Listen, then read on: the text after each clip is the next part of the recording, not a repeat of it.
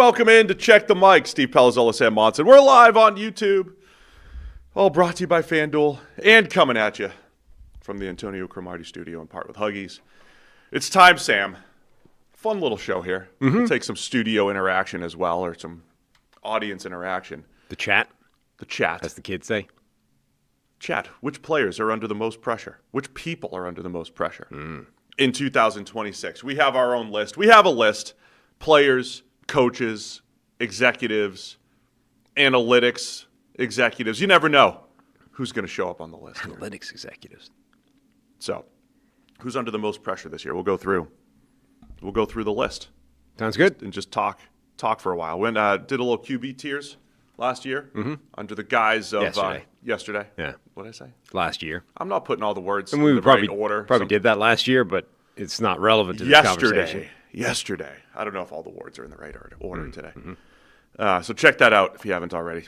People under the most pressure. We've got a list of players, list of coaches, and some general managers. Yeah. You ready to get into this? I am.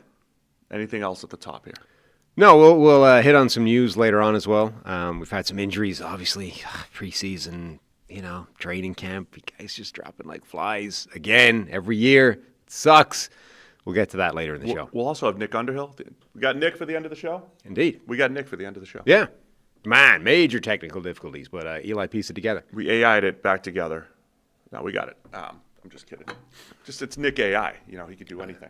No, we had some tech difficulties, but Eli saved it all, and so we'll have Nick Underhill breaking down the Saints. And one of those significant injuries, Jordan Tyson, the rookie wide receiver from the Saints.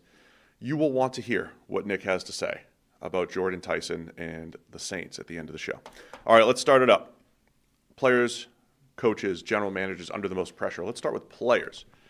We'll just list out some names. Let's start. Where do you want to start here? I think you start with the two quarterbacks that are sort of tied together for their careers, but also in strangely similar places now after very different pathways there. Bryce Young and the Panthers and C.J. Stroud and the Texans. Obviously, tied together given where they were drafted, but then the sort of pathways their careers have taken have been, Stroud, year one looked spectacular, incredible rookie season, looked like he was on the way to being the next great young quarterback. The Texans have been incredibly successful, but his career has been moving in the wrong direction. Like year two wasn't as good. Year three certainly wasn't as good. And then the last thing we saw, obviously, was this complete and total disaster in the playoffs in multiple games, not just one. Meanwhile, Bryce Young, his career started terribly. He was a disaster to begin with, was so bad going into year two that after a couple of games they benched him, and it's like that might be it for Bryce Young. He ends up getting the job back, rebounding, and now has been sort of up and down, inconsistent, and they're now both entering, I think, a vaguely similar year where it's like neither one of them's got the big next payday. Either one of them, I think, could secure that, and I think either one of them, it's on the table for the team to be like, maybe not. Yeah, that's the part that's worth laying out, right? It's twofold here. For the player individually, the big contract is on the line for both players. Yeah. And obviously, you're in year four, legacy, and just how much improvement have you made, and just wanting to win. I mean, there's pressure there as well. They're entering the season that Baker Mayfield was with Cleveland. Remember when they didn't get the deal done? He was wanting the $100 million contract. The Browns were like, let's see it again, and then he dinged his shoulder the second week of that season, and the whole thing unraveled from there. They are entering that season now, right? It's a very similar situation where it's like we've seen good, we've seen bad. We're not yet convinced enough that we've given you the top of the market, $55 million a year contract. Bryce Young, I don't think has ever been in that position yet. Stroud, though, the fact that the Texans haven't given him a top of the market contract yet kind of speaks for itself in terms of they're at least a little bit unconvinced by what they've seen. So it's worth rehashing the last few years of quarterbacks entering the league and what the contracts have looked like. So if you go back to the 2020 NFL draft, that was when Joe Burrow went number 1, Tua went 5th, Justin Herbert 6th, Jordan Love 26th overall, Jalen Hurts goes in the second round, 53rd overall. Obviously, at this point, all 5 of those guys were paid, and Tua has already been moved on from from the Dolphins. So that was the 20 draft class. In 2021, you had, 5 more first-round quarterbacks: Trevor Lawrence, Zach Wilson, Trey Lance, Justin Fields, Mac Jones. Only Trevor Lawrence is still with his team. He's been paid. Everyone else has moved around the NFL, certainly not been invested in. So we have it. And then in 2022, Kenny Pickett was the only first-rounder. Brock Purdy, as a 7th rounder, the only one who was re-signed or extended by his own team with a big contract.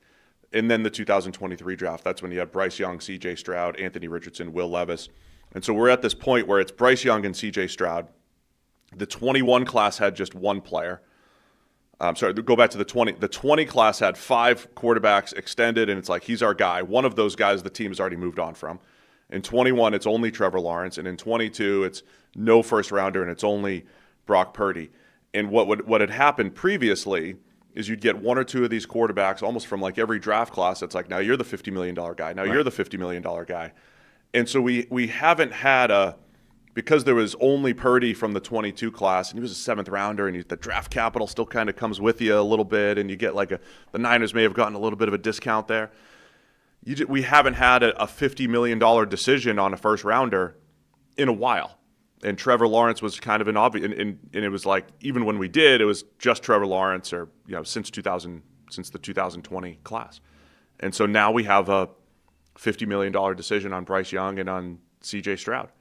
And I know it's easy to sit on one side of it and say, well, of course they're not worth this, if you believe that. But what's the alternative, right? I mean, like Miami, did they find an alternative with Malik Willis? I don't know. They may have found a better alternative, a cheaper, half the price Malik Willis. You still have to pay all the Tua money, but it's tough to opt out of your starting quarterback and just start over again if you're the Panthers. I think the Texans absolutely at this point are, if Stroud's good this year, I think they'll pay him.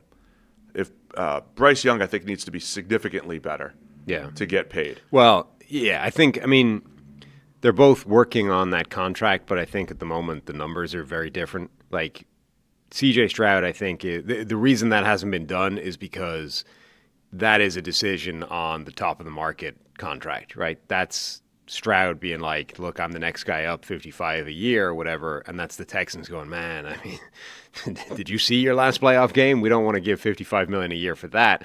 But they're, I think, both still working on that kind of principle that if Stroud gets a contract for them, it's going to be at the top of the market. I'll say this. Bryce Young, though, I think is in a different world, though, where that they're working on what does this middle-class contract look like for you, right? Because you have not yet justified anything like the top of the market contract. Even asking for it at this point, I think, would be a bit of a joke.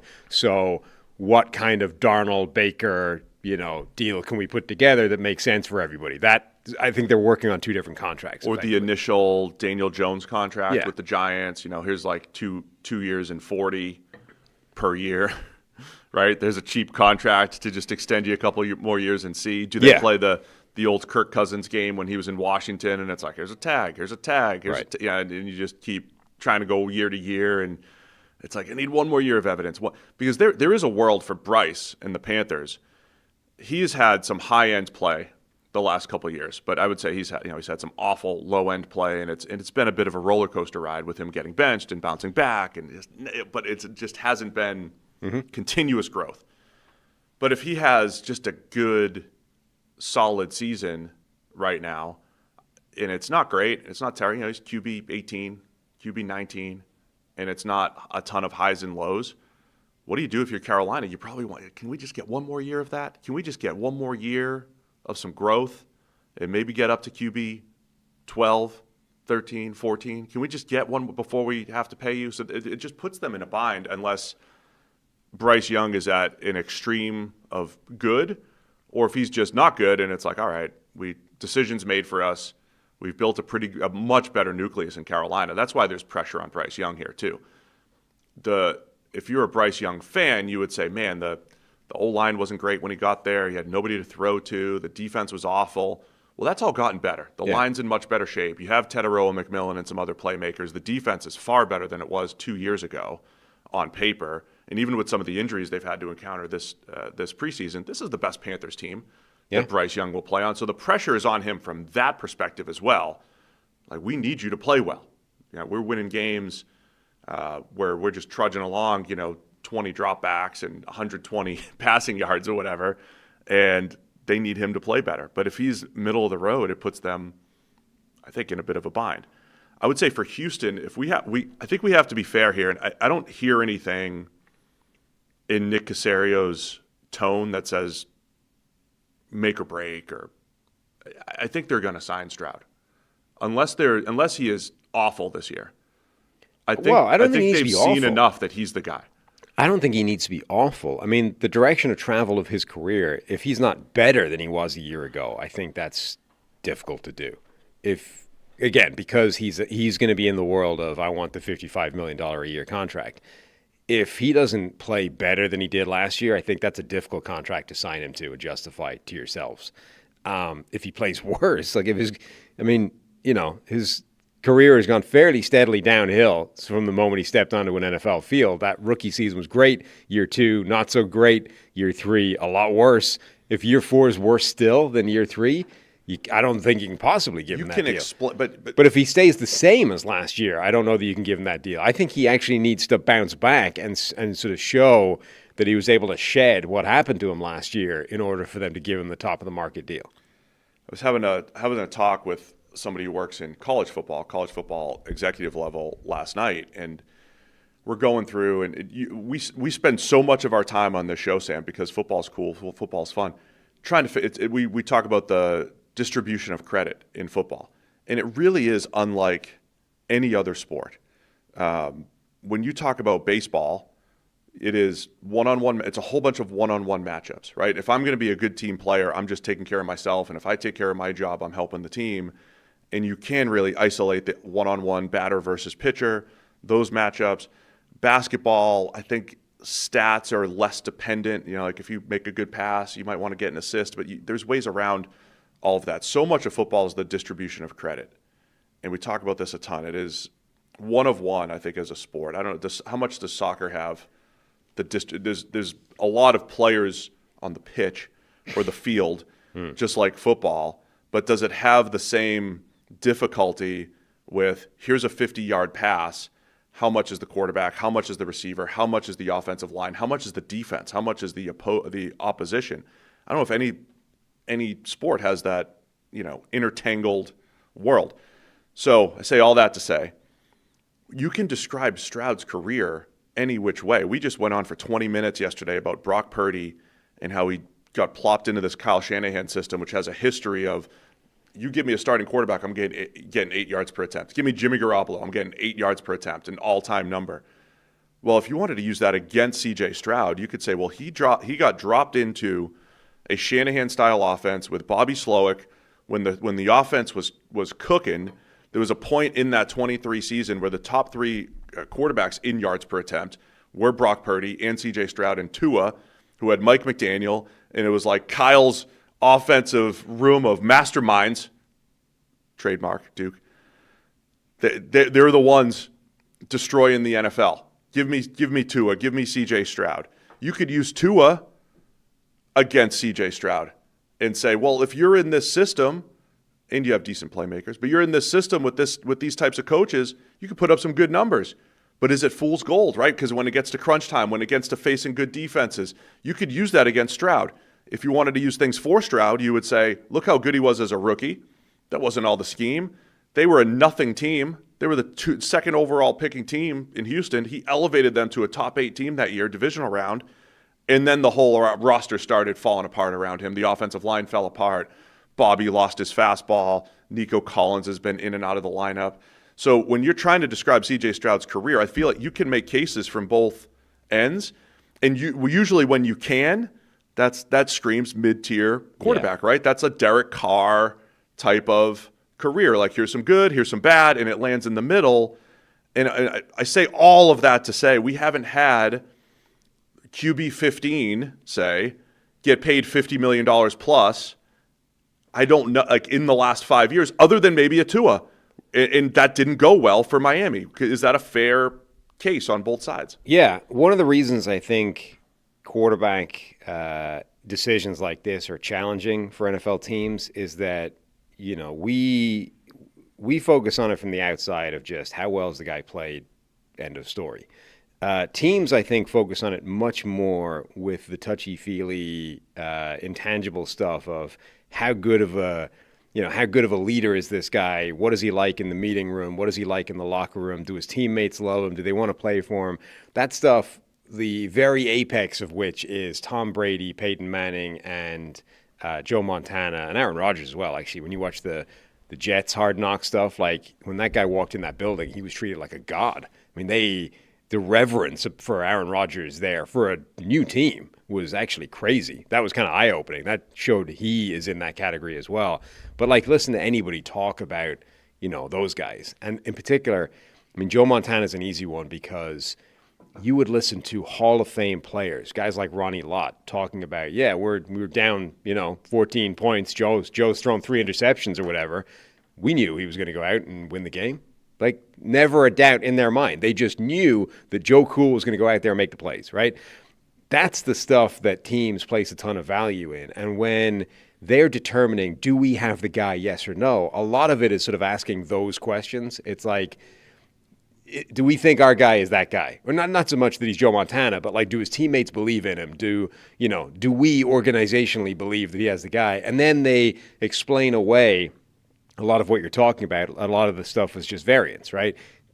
The impact of other people, but we've got the guy. He's our dude.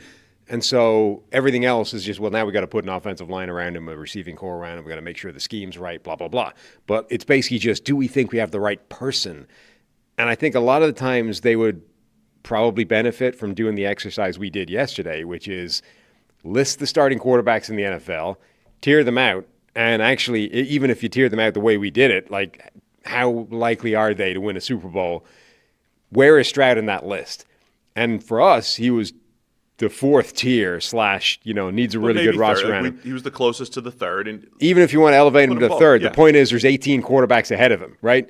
And if you're talking about giving that guy $55 million a year, the other argument would be, how hard is it to find the next 18th best quarterback in the NFL and keep your $55 million a year? So that's where it's tricky, right? So there was a thing going around Twitter /X about an old professor talking about, I'm just going to paraphrase, hope I don't screw it all up. If I gave you a bet where you could put up 100 to win 125, would you do it? Yeah. Right? And everybody's like, the bettors were coming out at, not only would they not do it, but they would also pay money to avoid doing it. No, there was a lot of people saying do it. The people on Twitter are, but the people in his students they went the other way. They said don't do it. Yeah. And all the plus EV people are like, well, Correct. Of course you do that. And then, but the students, not only were they not do it, the next stage of that was then him asking, well, okay, if I then said you have to do it or you have to pay me, they would pay him up to 40% to not take the positive EV bet. Right. And so it was really interesting. So you have a lot of, sports bettors and stuff being like, of course you take that. It's an easy bet. But someone else came in over the top, and it was a really interesting angle that I think relates to what the Texans, Panthers, and other teams have to deal with. And it was essentially can you stomach losing the 100? Because if you're a millionaire, giving up 100 is fine. If you're a student, giving up 100, isn't as comfortable, right? If it was 5, would you do it at the same odds? Okay, maybe. That's what I think a team is faced with, and I think what they struggle with, the mystery box of the next quarterback. Because it might be on paper, it might be absurd to think Bryce Young, or let's say CJ Stroud in this case, is worth $55 million. It might be absurd, but it's the fear of losing CJ Stroud. Known commodity, has played well before. The Texans have made it to the final 8 in 3 straight years. So the Texans are in this spot. That's the bigger point, I think. There's a fear of losing C.J. Stroud for them. And if the going rate is 55, I got to pay the 55, even if it's not a plus EV bet, because I don't know how I'm going to get really quick, you listed 18 quarterbacks above C.J. Stroud. Well, I don't have access to those 18. All I have access to is I'm the Texans. I'm picking in the 20s in the draft. I have access to Lenoris Sellers. I have access to QB4 in the draft or QB5 in the draft. What are the odds I'm going to have that next guy? Or the other options are, in the Dolphins' case, we hope a Malik Willis develops, and we hope that 150 dropbacks that he's in his career, we can project that forward. Or in the Seahawks case, they they buy into a Geno Smith for a couple of years, and then they stumble into a Sam Darnold and go that way. So the alternative is the challenge here for teams to walk away from the starting quarterback. The bet thing is actually a really good comp for this, because you're right. It doesn't matter that it's a positive EV bet long term if you don't have the $100 in your bank account to lose, right? Yeah. At which point I can't take the bet because if I lose, I'm actually screwed, right? Where the Texans are potentially is, again, it doesn't matter if it's actually positive EV to say, you know what, Stroud's actually just not that good. And when you look at that tier list of quarterbacks, he's in the same tier as all of the young quarterbacks who might be better than him in 12 months, right?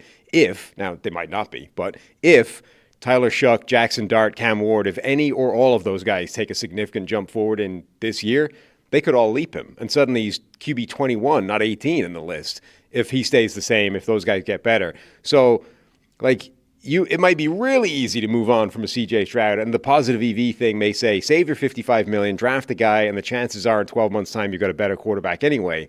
But if you're wrong, everybody gets fired. Everybody's going home. You just dismantled a playoff contending football team in order to save some money, in order to not pay the quarterback that you thought was a good guy, and you just decided wasn't quite good enough, and you tried to be too smart. You tried to moneyball this thing out, and now everyone's getting fired, right?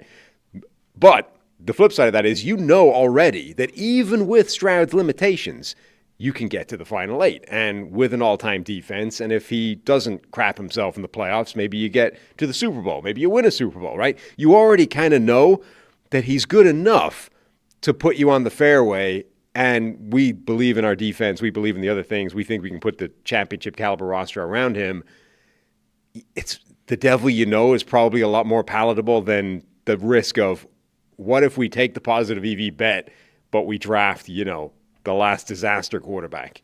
It's a good point, man. I mean, I think that we do so much in the football world evaluating quarterbacks and putting stats next to quarterbacks and everything. But when you're in the seat as the general manager, you don't have many options. You don't. I mean, I see the chat talking about the Chiefs. Well, you do. It's just that they're not. The risk is we tend to disassociate from the risk because it doesn't matter to us, right? But they can't. They have to factor in.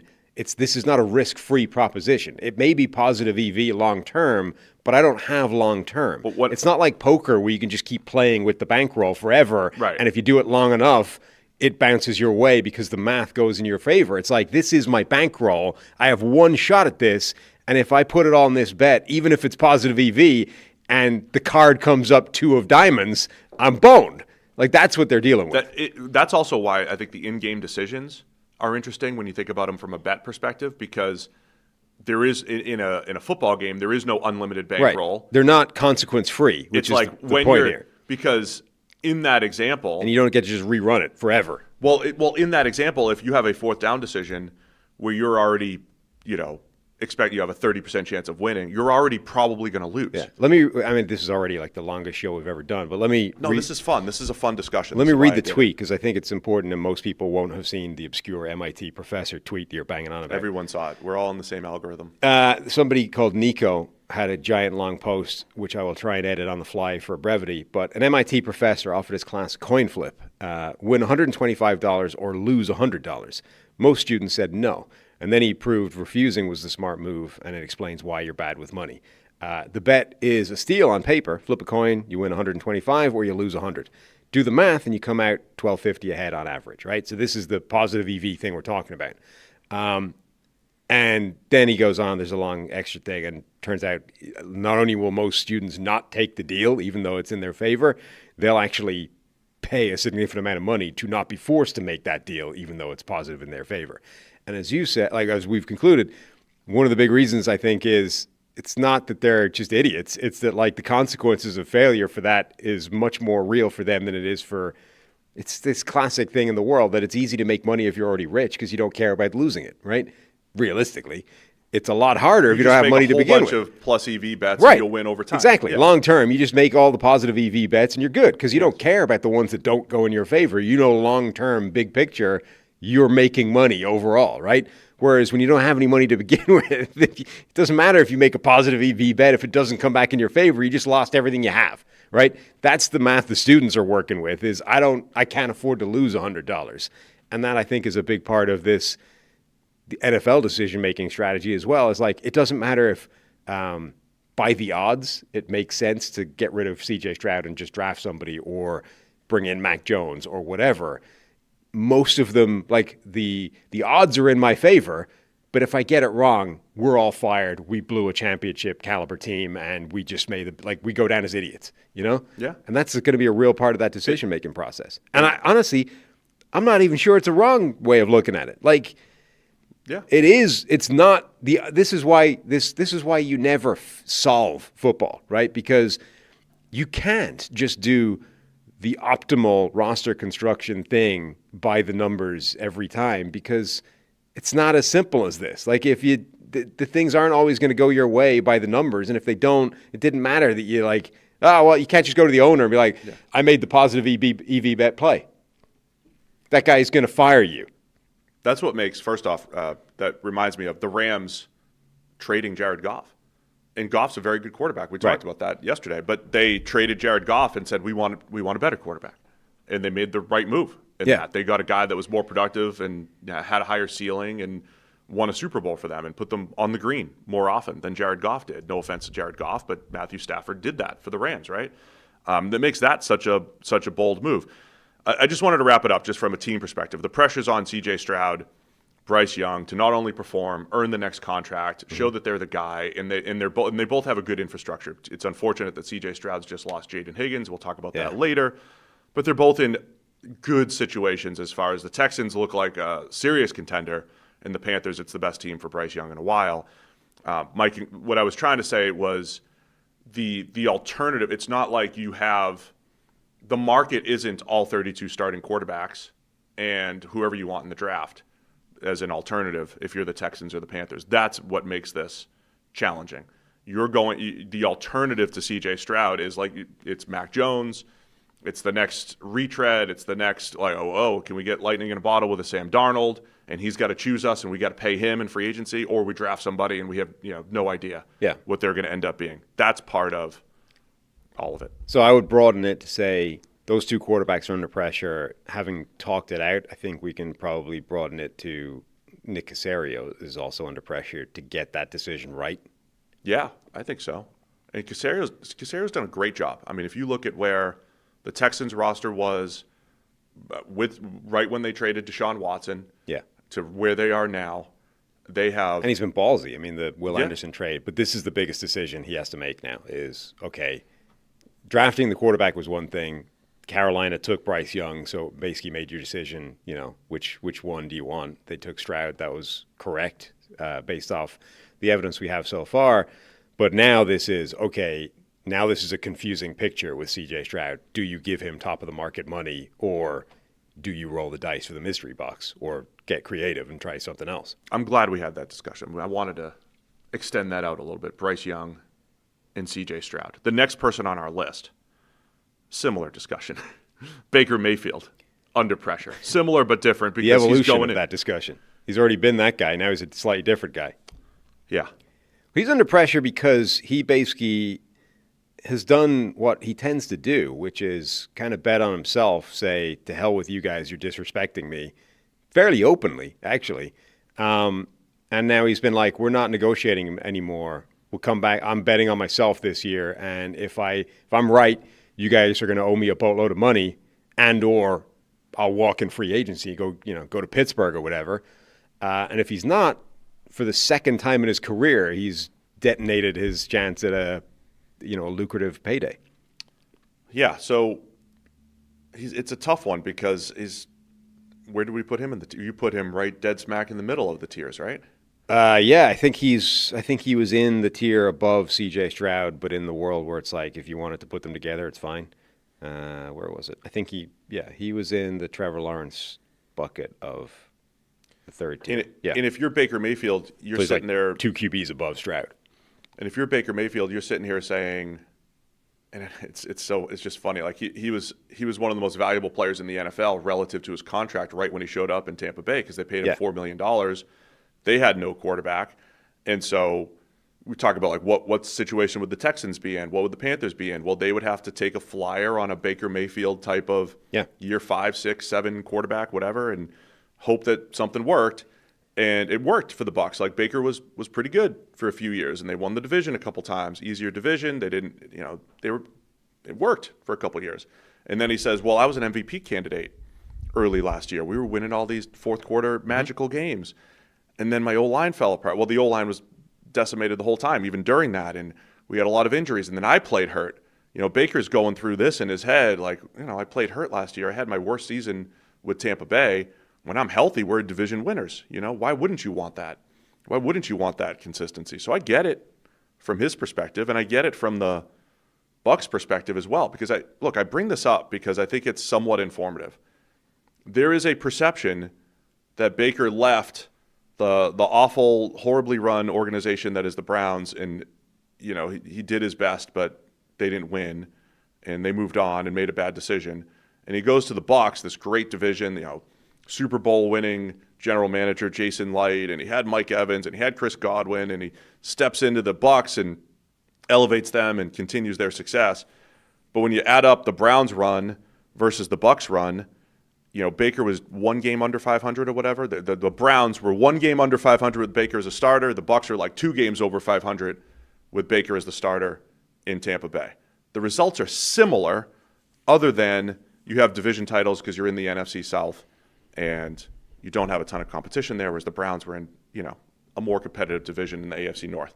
I'm just saying that because the argument against Baker is, well, he was about a 500 quarterback in Cleveland with a playoff win. He was about a 500 quarterback in Tampa Bay with a playoff win. And the perception is you left a dumpster fire. You went to this well-run organization. Even if that is true, Sam, then the fact that Baker in a well-run organization is only barely a 500 quarterback with 1 playoff win is actually an indictment on him, if that perception is true. Well, that's the thing. Remember for years we were like, remember how much of his career I wanted to throw out with Cleveland? Right? Oh, I remember. But like now, people don't. This is the thing. Right now, people just look at it and be like, that was his career and this is who he is. You're like, well, yeah, but at the time we were like, this doesn't count and this doesn't count and this is meaningless. And this is like, so much of his career in Cleveland was like quite clearly not a fair reflection of him or what was going on, right? Here it is in 10 seconds, really quick for you. Rookie, 2018, elevates the team when he was the starter. He looked great. 2019, Freddie Kitchens takes over. Greg Robinson's the left tackle.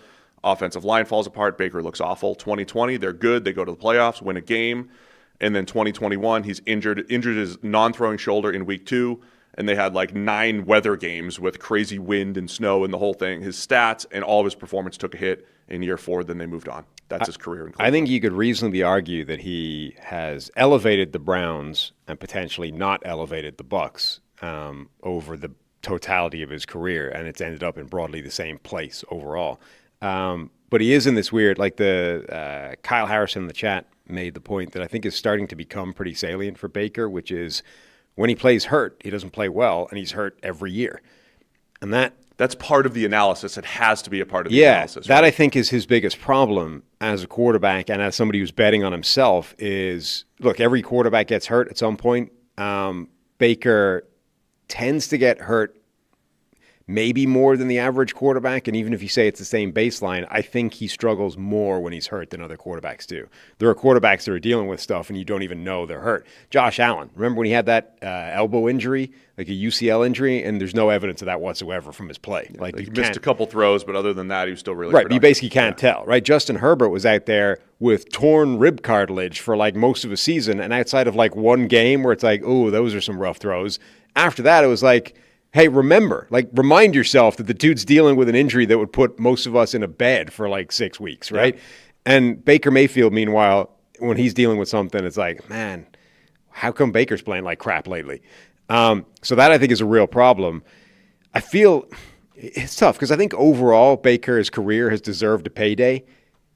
I'm just not sure you're ever going to see it because he keeps betting on himself in the wrong year. And it's like, I don't know. It's a big year for him, though. Like, if he's right, and he stays healthy and he goes out there and has a good year for the Bucs, he should get the payday. But I just don't know if they're going to come out of this season and be convinced of that. And the Bucs face that same level of uncertainty that the Texans might. It's like, all right, well, are you going to find better than Baker? Are you okay? Because the alternative side of that, we'll talk about Chris Ballard later on the show and the pressure that he's under. But I use that as an example. Like, he tried the veteran route at quarterback. He tried the drafting route at quarterback, and they have Daniel Jones now, but it took them 8 years to even find a guy that they were willing to re-sign. And who knows if Daniel Jones is even the guy that you really want long-term if you're the Colts. They just went from Andrew Luck retired, I got Jacoby Brissett, I got Carson Wentz, I got Matt Ryan. Right? They went through Phillip Rivers was in there. They went through veteran to veteran to veteran to veteran, and nothing, got like they snuck into the playoffs. They lose in the first round. Nothing got them over the hump. I don't think organizations want to live in that way. Like, the Bucs wouldn't. Jason Light's not opting into that world either. No. Like, all right, Baker, you walk. We'll just keep getting a whole bunch of veterans and hope we find the next Sam Darnold. The Sam Darnold story is still the anomaly. The alternative is your Chris Ballard and the Colts going from veteran to veteran to veteran, winning 8 or 9 games, and that's it. I also think he's under some pressure to handle this well, which sounds a little strange, but unlike Stroud and other quarterbacks we're talking about, for whom the answer to that touchy-feely stuff, the intangible stuff that teams love is unquestionably yes. Like, is he your leader? Is he awesome? Is he just a great guy? Is he the guy you want around the building? I think Baker still deals with this idea of his attitude, his spikiness can be seen as a negative when things aren't going well. And so right now, Baker's in this world of he's effectively ended the negotiations. He's been publicly a little pissed off with the way they've gone and the fact that they haven't, given him exactly what he wanted and haven't, given him the respect that he feels he's due. I think there was a report out there that said, the Bucs were not necessarily happy with the comments he made to the media after that he's kind of put the stop date on it, about feeling disrespected of the deal and whatever. Like, I think he's under a degree of pressure to not just, okay, go out there, ball out and earn yourself the contract, but also don't burn bridges along the way till you get to that point, right? Like, don't make this so that they're kind of pissed off that they had to give you the deal in the first place. Let's keep the relationship intact while we're trying to make this deal that everyone's happy with. I mean, Baker's also in this point, if he does have a good year and does want to just hit free agency, there is a world, again, like a Derek Carr, half the league probably doesn't want Baker Mayfield, right. But then the Steelers might want him next year, or the Jets might want him next year, or there's a lot of teams that could use a Baker Mayfield, right? So that is the life of the mid-tier quarterback, and when you have one, you're thinking, can we get a little bit better? And a bunch of other teams are like, yep, I would take that guy because I don't have better right now. But even for those future teams, I think the last point is significant. Like, don't, if he handles it well. Yeah, don't make yourself out to be an asshole because there are teams that are not going to want to opt into that, even if you would upgrade them on paper. Like, don't burn bridges. Forget the Bucs for the sec. Don't burn bridges that are elsewhere that you don't even know you need yet, right? Like, just handle this well, because if you don't get the payday you want off the back of the season, you might need some of these other teams. The other interesting dynamic is part of the reason for people that haven't been here for 8 years, we were the biggest Baker fans because of his college production, and we were like, wait, that attitude, that chip on the shoulder type of attitude that I hate that analysis. But with Baker, it did seem to work. I don't know that me against the world has actually worked for him. No. In the NFL. It feels like it should, but it hasn't. It feels yet. like it should, but there's no pattern to it. It actually might make him lower his shoulder on and try to make a tackle on an interception more than he should. It's also like I'm kind of hypocritical. I like Baker's attitude. I have a lot of empathy with the way he, he's got that thing that I like, the Roy Keane thing of like the man holds a grudge. I like that, right? But think of the way he went out of Cleveland. Like, he burned that thing to the ground on the way out, right? I don't think that was his fault. I think the Browns screwed Baker Mayfield way before Baker Mayfield screwed the Browns, right? But then once they went, you know what? Thanks for like wrecking your shoulder last year and gutting through it for nothing for us. We're going to take the contract that we might have given you and go after this sexual predator instead, alleged sexual predator, and give him the giant contract and blah. Like, we're going to sell our souls, our moral souls, and go get Deshaun Watson because we think he's better than you, right? Thanks and no thanks. And Baker went, oh, Well, if you're going to do that, I'm going to burn this thing to the ground on the way out, right? I have 100% sympathy for that approach. Having said that, right now, the Browns would be one of those destinations for Baker Mayfield next year, potentially. You know what I mean? Yeah. But there's no way they would take him back now because of the way he approached it the last time. I'm okay with that, right? As, we've burned a bridge on the way out. There's no way we're going back at this point based off of the water that's gone under the bridge. You did. And I'm kind of okay burning one bridge, but maybe let's not set fire to multiple more bridges that we might need. Out of bridges. Exactly. You don't want to run out of bridges. So my point in all that is, okay, you burned one bridge. I'm kind of okay with that given the way that went down. There's only 32 bridges, right? You've already burned one of them. You might be burning a second one on the way out of Tampa Bay. Don't burn too many more. Baker Mayfield's under pressure. He is. This year. 3 players in, 40 minutes into the show. I think that's perfect. Exactly the pace. Standard that we're cadence. looking for. Who else do you have players under the most pressure this year? Who else do we have? I keep looking at the wrong place on my list. Jared Verse is the next on the list, if you want to mention Yeah. him. I think Jared Verse obviously is under a fair degree of pressure because he's the guy that's got to come in and replace Myles Garrett. And that's an unreasonable ask for anybody. So all that he can do is get as close to Myles Garrett as humanly possible, right? And there's a lot of pressure attached to that. It's a different type of pressure, but I think it's pretty real. Yeah, I think that's fair. He's heading into only year 3 of his NFL career. He's had a really nice start. The replacing of the superstar that is Myles Garrett, you're the key piece, not the only piece in that trade, of course. They got a lot of draft capital and first rounder next year. But Jared Verse trying to replace Myles Garrett, we will not have a 20-minute discussion on that necessarily. A.J. Brown. Yep. Being the guy in New England. Not just being the guy in New England, but I think proving he can bounce back from last year in Philadelphia. I mean, he looked definitely diminished last season. There's talk about what his knee is going forward. I think he's under pressure to show that he can still be that alpha number 1 receiver again. Yeah, I think that's fair. And in New England, look, I think we look at the game a little bit differently where we don't say, well, this team was in the Super Bowl, therefore they're 1 player away from winning it. We know to even get there with New England, they needed probably an easier schedule and they needed maybe Bo Nix to get hurt. Like there were some things that fell into place. It's not as simple as here's a Super Bowl team, you lose Stephon Diggs, but now A.J. Brown comes in, he's the missing piece. But I think the average fan might think that, hey, this team was in the Super Bowl last year. If you just added A.J. Brown, year 3 of Drake May now, you have A.J. Brown, you have Romeo Doubs, okay, they should be better. Even though the road's going to be more difficult and, not everything falls into place exactly the same way. There's a lot of pressure, I'd say, for A.J. Brown to get back on track to where he was. I don't think he had a bad year last year, but it wasn't up to his previous standards. Yeah. And so you have a new place that's depending on you. It sounds like he was tearing up the Eagles joint practice, ironically, this week. You would imagine he'd be motivated for that. Making some plays in the joint practice. So, yeah, I think there's some pressure on A.J. Brown to be the go-to guy for Drake May. Yep.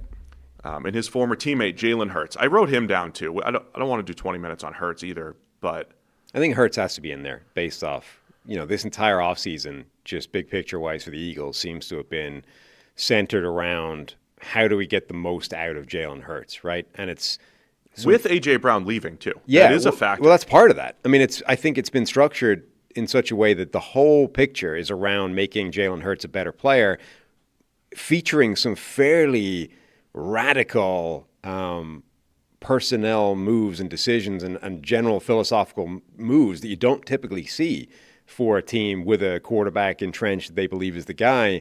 Like, you remove his number 1 target at the same time as drafting and bringing in a couple of guys that are designed to operate in a completely different area of the field and shifting offensive coordinators to a different player. I mean, these are a different coach.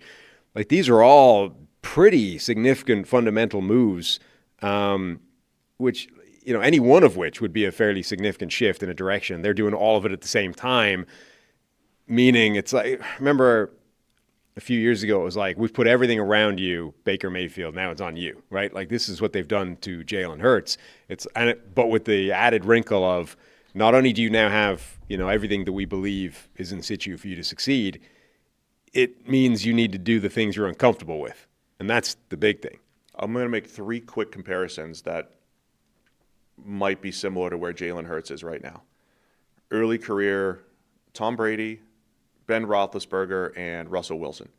So the perception around Brady is that he stepped into a great situation in New England and they had great defenses. It's not really the reality, but the defenses did start to get better. Obviously, Belichick and that side of the ball was very good during those first 3 Super Bowl runs. I think Brady was more of a part of it than people might give credit for with his fourth quarter comebacks and how he elevated that team without great playmakers. But the point I was trying to make is they won a lot of games first 4 or 5 years of Brady's career, and then there was a tipping point where it's like it's definitely Brady's team. It's like we're going to win through the air. We're going to put the ball in his hands, and we're going to go win. And you get a Randy Moss and you get Wes Welker, and from 06, 07 on, it's like, okay, the defense is fine and everything, but like we're going to go as Brady goes. I think Roethlisberger had some of that. His second year they win a Super Bowl. His first year they were barely throwing the ball 20 times a game, and they were 15-1. His second year they win a Super Bowl. He has one of the worst statistical Super Bowl winning outings of all time. Rookie Ben Roethlisberger might be the single best exponent of true game manager. We had this discussion. It's true. Actually, and he wasn't bad. Like he was right, good in that role. So Trent Dilfer actually is not a good game manager quarterback at all, and yet he's often the guy that's thrown into that archetype. Ben Roethlisberger as a rookie might actually be the greatest game manager quarterback ever. Like that's the guy people are looking for. Go back and check out 04 Roethlisberger. I think there's something to that. So 05 they win the Super Bowl, and again there's kind of like this tipping point where by the time they won it in 08, the defense was incredible in 08, but it was more Big Ben's team, right? They were able to win through the air. There was this tipping point. So, but you would go back and you would look at the first few years and say, they won a lot of games. Big Ben's a part of it, but he's not the guy. And then Russell Wilson had some similarities, right? He wins in year 2 as a starter. He's putting up good numbers, but it's low volume. And there was a tipping point. And they didn't win again, but there was a tipping point where they put a little bit more on Russell Wilson's plate, 2015, 16, 17. And it becomes more his team rather than him being, and you lose the Legion of Boom, they start to fall apart, and it's more Russell Wilson's team. And I feel like that's the point we are in Jalen Hurts' career. And if you go back and look at those, I think, Brady, of course, becomes, confirms that he's the best of all time. Roethlisberger continues a Hall of Fame career, and even though they only won one more Super Bowl, like he put up some monster numbers and had them in the mix every year. And then Russ, I would say, had a good few years and then just kind of like he just aged like 80s quarterbacks aged and fell off a little bit. So I think that's where we are with Jalen Hurts' career. Is that fair? Like his first few years, you're talking about Howie, the front office. Look at this offensive line. They gave him A.J. Brown in his second full year as a starter. They drafted Devontae Smith. They've got this great nucleus around him. I don't think any of that has changed. I think it's still a very good roster. But you're losing the one guy that bumped up Hurts stats. You're losing the O-line coach. Lane Johnson's going to be retiring, right? Some of those key pieces are going to start moving on, and there's more pressure on Jalen Hurts. Okay, now there's a little bit more. And to do that, we need you to run the offense differently. And here's Sean Mannion. Go get him. That's what I'm seeing in this tipping point and where Hurts is in his career. And if you're a Hurts fan, you're like, come on, man.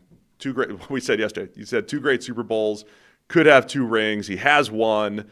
Put his winning percentage up against any other quarterback over the last few years. He's perfectly fine. No one has, like a lot of fans, no one faces the scrutiny that my quarterback faces. Like they all do. They all do. Brady does. Mahomes does. Every quarterback that's great still faces that scrutiny. But I think it's a tipping point in Hurts' career where it's like, all right, man, it's got to be more your team. The defense is still great. Like they still have a really good roster, but it's more Hurts' team than ever. Go show us that you could do it. Yeah, it's the fact though that not only is it his team now, but they're basically forcing him to play the game in a different way because they believe that's the best version of him. That is an unusual approach with a quarterback that is fairly. It's not unprecedented, I think, but it's pretty unusual. So pressure on Jalen Hurts. Who else do we have player-wise? Eli suggest Orlando Brown Jr. here? I think Orlando's had a rough camp by all reports, and they're in a sort of strange spot where people are suddenly talking up this Bengals offensive line as being, good, as opposed to just not a problem. And Orlando Brown might be the thing that undermines that. And all of a sudden, like, the defense is better. The Bengals are suddenly supposed to be contenders because of that. offense is great, wide receivers everywhere, Joe Burrow. But if Orlando Brown becomes a liability at left tackle in a major way for a quarterback that takes more sacks than other quarterbacks, that could be a real issue. I think Orlando's had, again, when you're trying to isolate and deploy credit in evaluating football players, I think he was a little bit better in Baltimore and Kansas City than he's been in Cincinnati.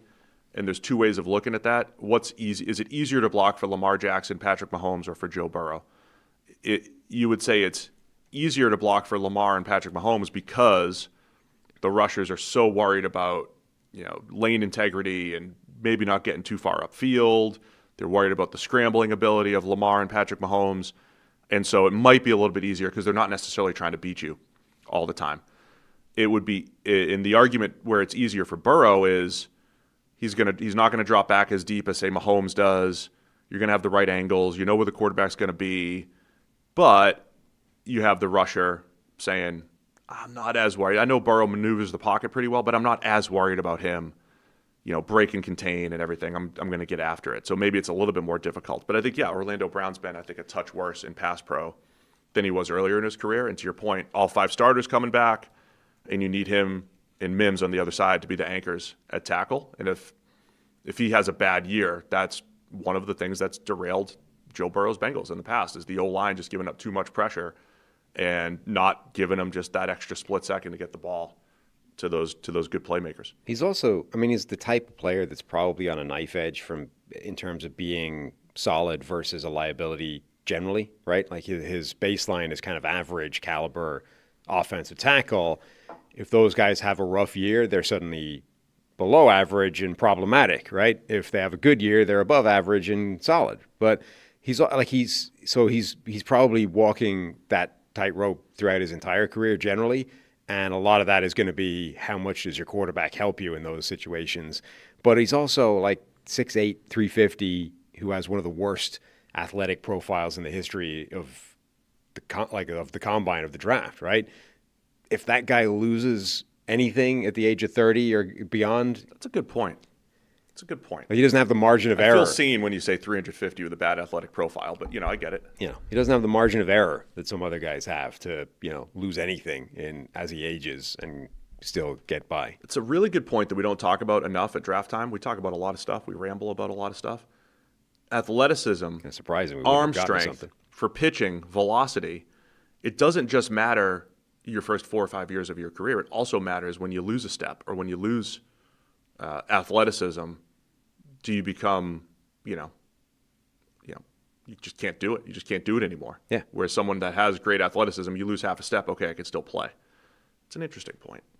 We're going to get to some coaches. Let us know in the chat which players are under the most. Players, coaches, or GMs, drop them into the chat. We'll respond as we get to the end of the show here. The guy we didn't mention, and I don't want to spend particular time on it other than to just mention it, Stafford is probably under a degree of pressure with the Rams, the unquestioned number one team in the NFL going into the season with this roster that looks like an Avengers team, a guy who's coming off an MVP season, but who might be the biggest variable of this team, that if he doesn't back that up, they might not win a championship. Well, I mentioned McVay to you off air. I think Stafford's under more pressure than McVay. Yeah, I think Myles Garrett. Anybody, the Rams were in the NFC Championship last year, and they are, anytime you have a, quote, super team, the 2011 Eagles, they're under pressure. The expectations are so high, anything less than they're supposed to win a Super Bowl this year. The question is, if they don't, who's most responsible for that? That's the guy under most pressure. I think the Rams are the best on-paper team we've seen in a long time in the NFL.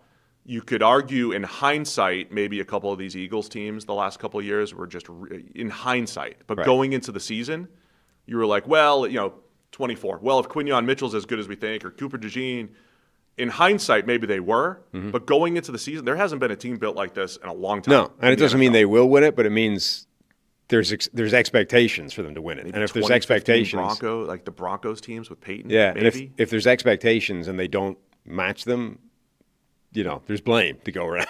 I'd say maybe some of those Niners teams, but then you're looking at, Brock Purdy's the quarterback or Jimmy Garoppolo's the quarterback. The Rams have all the pieces, including a guy that's a perceived top 4 or 5 quarterback in the NFL. So I think Stafford is a fair shout. We're going to get into the coaches as well here. Check the mic. It's brought to you by FanDuel. Baseball fans, my people, Think you know who's hitting a homer today? Well, FanDuel's giving you a free chance to call your shot with daily dingers. Joining the action, it's easy. You just make a free pick on who's hitting a home run in their game, and if you're right, you'll get a profit boost to use on your next bet for a chance at extra winnings. You got nothing to lose and a lot to gain. And don't forget, you can make a free pick every day during the MLB season. Just mentioned Shohei playing Colorado. That would have been a good pick the last couple days. So just be smart. Pick the right players. Pick the players that are hot. Play the matchups. Play against the Rockies. It's just another reason why FanDuel is the home for home runs. So you ready to play your game today? Join all the action at FanDuel.com/33rd. That's FanDuel.com/33rd to play daily dingers and make your free pick on who's hitting a homer, play ball, and swing for the fences on FanDuel, an official partner of the MLB. Must be 21 plus in select states. For Kansas, in affiliation with Kansas Star Casino, 18 plus in D.C., Kentucky, or Wyoming. No purchase necessary. Opt-in required. Bonus issued as non-withdrawable profit boost tokens. Restrictions apply, including any token expiration and max wager amount. See terms at sportsbook.fanduel.com. Gambling problem? Call 1-800-GAMBLER, 1-800-MY-RESET. Call 1-888-789-7777 or visit ccpg.org/chat in Connecticut. Visit mdgamblinghelp.org in Maryland. Visit gamblinghelplinema.org or call 800-327-5050 in Massachusetts. Call 1-877-8-HOPE-NY or text HOPE-NY in New York. Call 1-877-770-7867 in Louisiana. I think I've told my Colorado stories, pitching in Colorado Springs stories. Didn't go well? Well, you're over a mile above sea level or right around a mile. The ball absolutely flies. You can't breathe. Can't breathe. Well, I'll tell that in a second, but really quick. When you give up, like the ball just flies there. Yeah. And the hitters are more comfortable, right? So as a hitter, when you could just say, just make contact, don't overswing, hit the ball, and the ball's going to fly. And then they make the field huge to thwart some of the home runs, but then the outfielders have more territory to cover, so there's a lot of doubles and triples. So the ERAs in Colorado Springs in AAA are all 5, 6. They're all. So you get guys called up with like a 6.29 ERA, and it's like, this dude sucks. It's like, no, he's playing in Colorado. That's a great number. So, and then you don't know how the ball's going to move when you pitch. Like one of my teammates had this power sinker, right? It's supposed to go in and just go, boom, the bowling ball sinker. And sometimes it just catches the air differently and it cuts and it goes the other way, and it's just a mess. So pitching there's awful. Gave up an 8 spot one time. 8 runs in an inning. The ball flying thing, there's no way of using that to your advantage as a pitcher? No. Doesn't I mean, help? you might throw a little bit harder in the thin air. Like my velocity, I think, was a tick higher out on the West Coast generally, where you have less humidity than on the East Coast, but it doesn't matter. So the ERAs were awful. So I mentioned like some of my teammates, they'd be like, I got that 4-day tendinitis in my shoulder. You know, I'm going to have to miss these. Just going to have to miss the start. The Colorado Springsitis. The lack of oxygen is really hurting the rotator cuff. Well, I'll repeat it again. I had a our pitching coach like to smoke cigarettes, right? And our clubhouse was up on the concourse, so you had to go up through the stands to get to the clubhouse. So he would go up to go smoke a cigarette like every 3 innings. And you would see him. He'd go halfway up and like have to stop. He'd be like catching his breath trying to get up to go smoke a cigarette.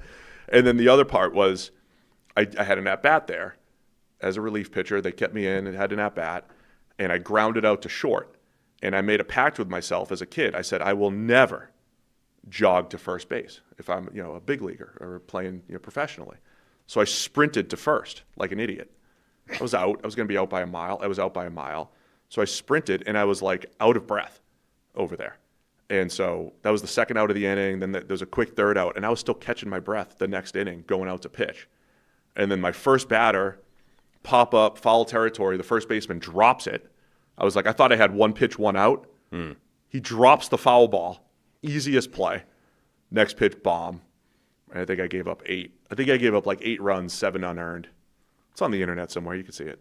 Anyway, the thin air matters. Playing in the Pacific Coast League in AAA absolutely matters because of all these parks where it's tough to pitch. Why did we get onto that? I don't know, man. Because I was talking about home runs and FanDuel and bet against the Rockies. Okay. Coach is under the most pressure. Before again, in the sort of Matthew Stafford vein of just throw their names out there, Josh Allen and Lamar Jackson, just in terms of, hey, you're supposedly tier 1 elite quarterbacks. Where's the Super Bowl? Joe Burrow, I guess, as well in that bucket, but like three guys that are, you're supposed to be Mahomes, the same kind of tier. He's got a bunch of rings. Where are yours? Allen, obviously, the Bills have been knocking on the door. They fired their coach. You're under some pressure to get that done. Lamar Jackson, again, coach fired. There's other people under pressure there as well because of that, but, some pressure on him. And then Burrow, coach hasn't been fired, but, the excuse last year was the defense. Well, if the defense is better this year, now it's, where are you going to show up? So we'll get to the coaches. I think all those coaches are relevant, but so are the quarterbacks. Yeah, so all the QBs and coaches that are remaining after you are like, well, it's Sean McDermott's fault. Well, it's John Harbaugh's fault. Right. There's the GMs, the coaches, and the QBs that are remaining or taking over all are under pressure. Just straight coaches under pressure. Weirdly, Kevin O'Connell is now under pressure. And I don't know if it's his fault at all. It's just that they haven't had a quarterback for a while since they got rid of Sam Darnold, who was playing really well unexpectedly for them. And this is now, another team where they've already made one. Like, there's only so many moves you can make to, like, fix things or to punish people, right? Yeah. This has been, heads have got to roll when things don't go well for a while, and there's only so many heads to roll. So once you've, lopped off the head of one of the biggest people in the organization, well, where are we looking around for blame now? Kevin O'Connell, I think, is under some pressure to make this Kyler Murray thing work this year. Yeah, because it's like, hey, come on. Do your magic. Yeah. With a veteran. Do your magic what you did with Cousins. Do what you did with Darnold. Do it with Kyler now. You couldn't do it with JJ, but do it with Kyler. That's like the flip side of this. The double-edged sword of this, QB whisperer thing is when you can't make it work with a couple of quarterbacks, so suddenly you're just a failure. It's like that feels now you're harsh. just a whisperer. Right. That feels harsh. It's like, maybe give the guy credit for what he did with a bunch of quarterbacks rather than saying, well, it's just because it doesn't work for everybody means it's, ridiculous. Plus, you've done a really nice job painting this hypothetical, completely made-up picture, which, maybe there's some kernels of truth in it, that Brian Flores is, secretly taken over in the, and at some point, you haven't gone this far, but maybe O'Connell gets pushed out but they got to keep Flores' defense, and he takes over as head coach, and you've got this whole hostile Flores takeover. Playing Game of Thrones in there. You have a hostile takeover situation that you've been painting this picture of for a couple of years now, or for at least a year. Yeah, Kevin O'Connell is Ned Stark. He's going to the end of this year is going to be his head on the block, and Brian Flores swinging the axe. Somebody could create a Game of Thrones style AI NFL front office movie. Like, show me the last 5, like in Buffalo. Show me Billy Beane overtaking Sean McDermott and making sure that he's the fall guy while the owner's up there like, Billy's drafted great. What are you talking about? We've got great receivers. The receivers are great. We love them. We love all of them. And if we don't love them, it's Sean McDermott's fault. Sean is actually the guy that loved Keon Coleman. You know how you guys hate Keon Coleman? Sean was the guy that really Billy didn't. Brandon. I keep calling him.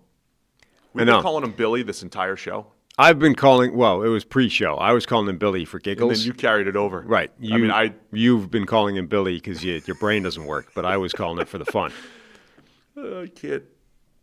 You screwed me up calling him Billy the whole time. That was like the time when the first year that the Chargers moved from San Diego. But that's one of those ones that you can laugh off as a deliberate joke. Yeah. It's just Billy. Yeah. Brandon thinks he's Moneyball Billy. Exactly. But it's Brandon. What else are we talking about here? So Kevin O'Connell under pressure. Speaking of Bills coaches. Harsh pressure, but pressure. Joe Brady's under pressure, I think, because, they decided that, the last guy, Sean McDermott, was the problem. So, okay, he wanted Keon Coleman. Yeah. It was him. So now Joe Brady's under pressure to come in and make it work right away in a way some of these other coaches who are stepping into jobs I don't think are going to be. Brady is supposed to be, particularly because this sort of weird dynamic of being a continuity hire despite the declaration that the previous thing wasn't working. That's an unusual dynamic that you don't usually see. So I think Brady is under some pressure to make this thing, like he has to be better than McDermott right out of the box. And you only know that in January. Otherwise, you were a failure. I don't know what Joe Brady's going to be.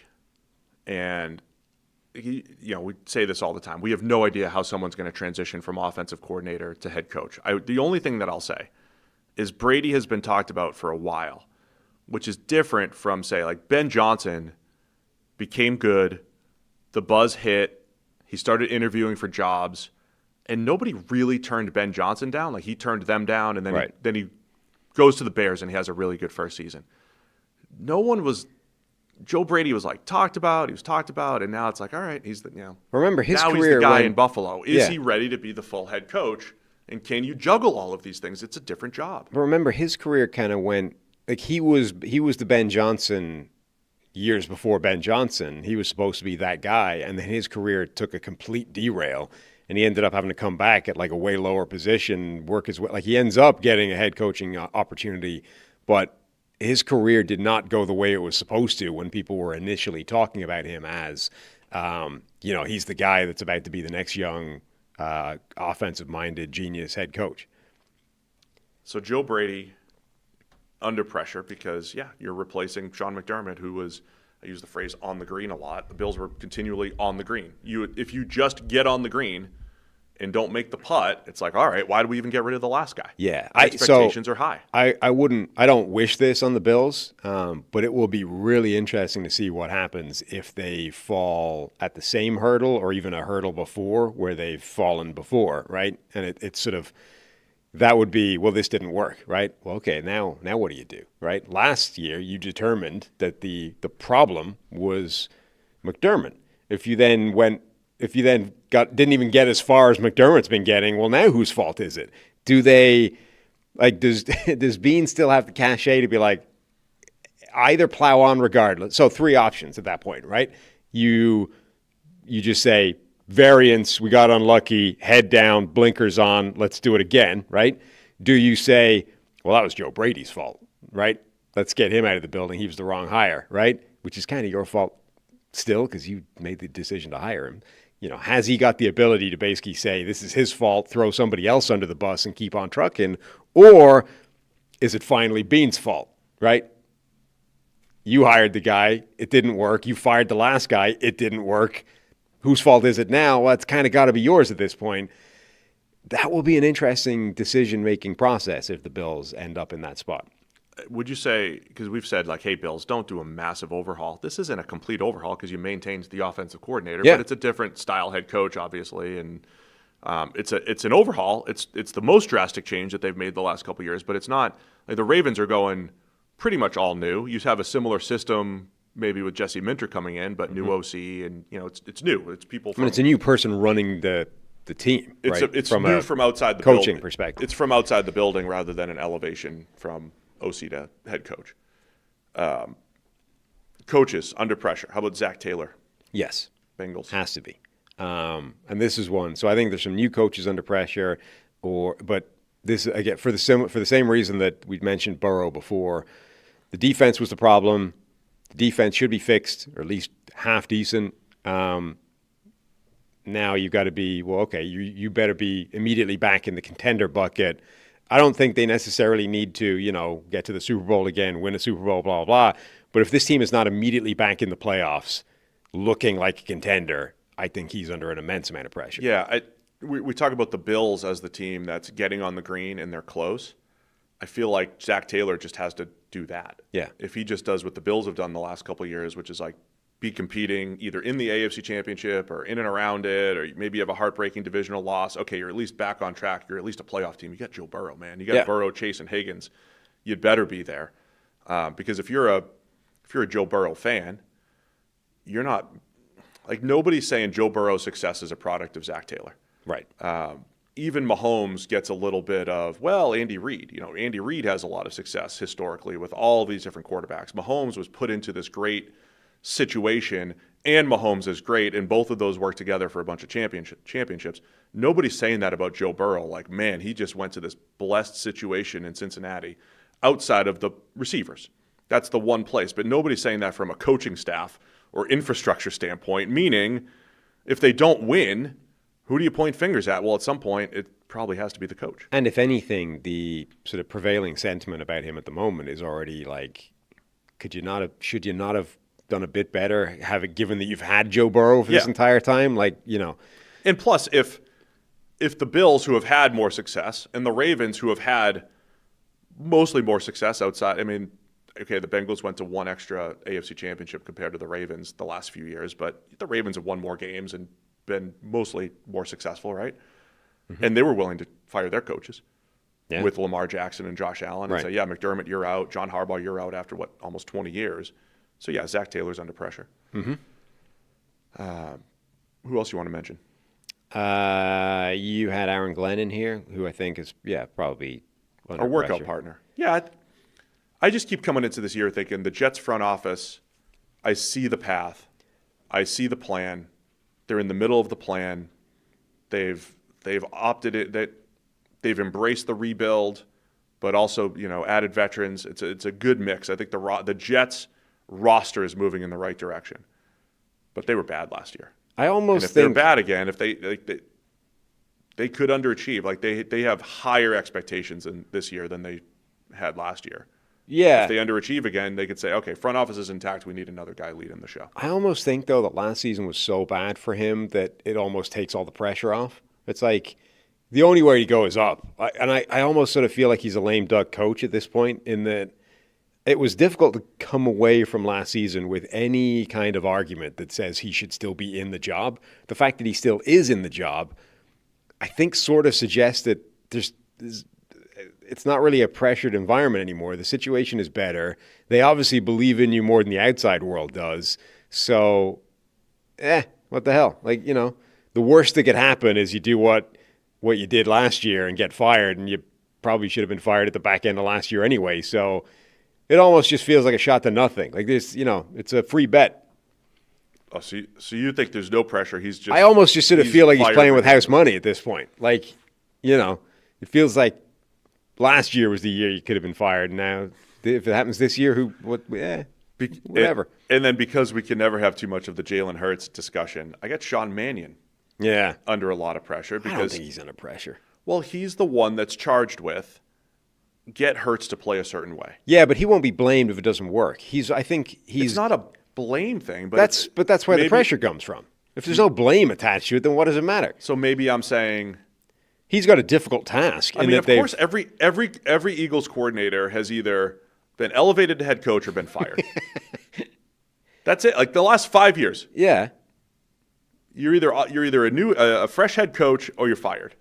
So of course there's pressure. So the pressure is I could get a head coaching job in a year if this goes But that's well. the same as every offense coordinator, like every coordinator in the NFL. I just don't think he's under, like, the fact that they're doing what they're doing suggests that they believe the problem, if you want to call it that, or the challenge, the puzzle that needs to be solved is an inherent one within Jalen Hurts, right? We have a guy who we think is a really good quarterback, but he's playing he's playing the game in a way that we've determined has become problematic.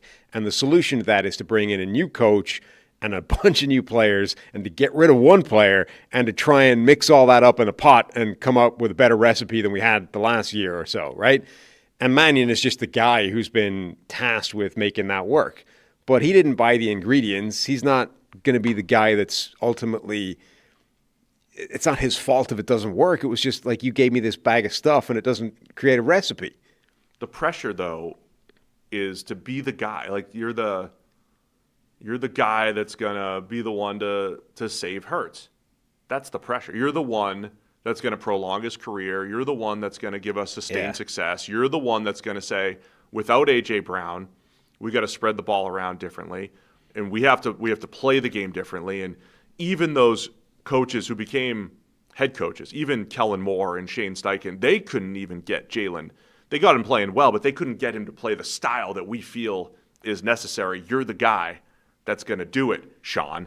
That's where the pressure, I think, comes from. Not so much at the end of the year we're blaming him because, yeah, you could say, well, Hurts just wants to throw ISO routes. Nothing Sean can do about it. He's the fifth guy to fail, but he's been charged with making it succeed. I just don't think you get that kind of pressure without the prospect of blame attached to it. It feels like this is an imbalanced outcome type of situation where the upside for him is so much bigger than the downside if it doesn't work. Like if he is the guy that takes this random assortment of ingredients and turns it into a Michelin star meal, he's a head coach and everything's great and he's a genius and he made it all work. If it doesn't work, Jalen Hurts is the problem. Like that's why Hurts is under a ton of pressure because he's the guy that actually needs to do it, right?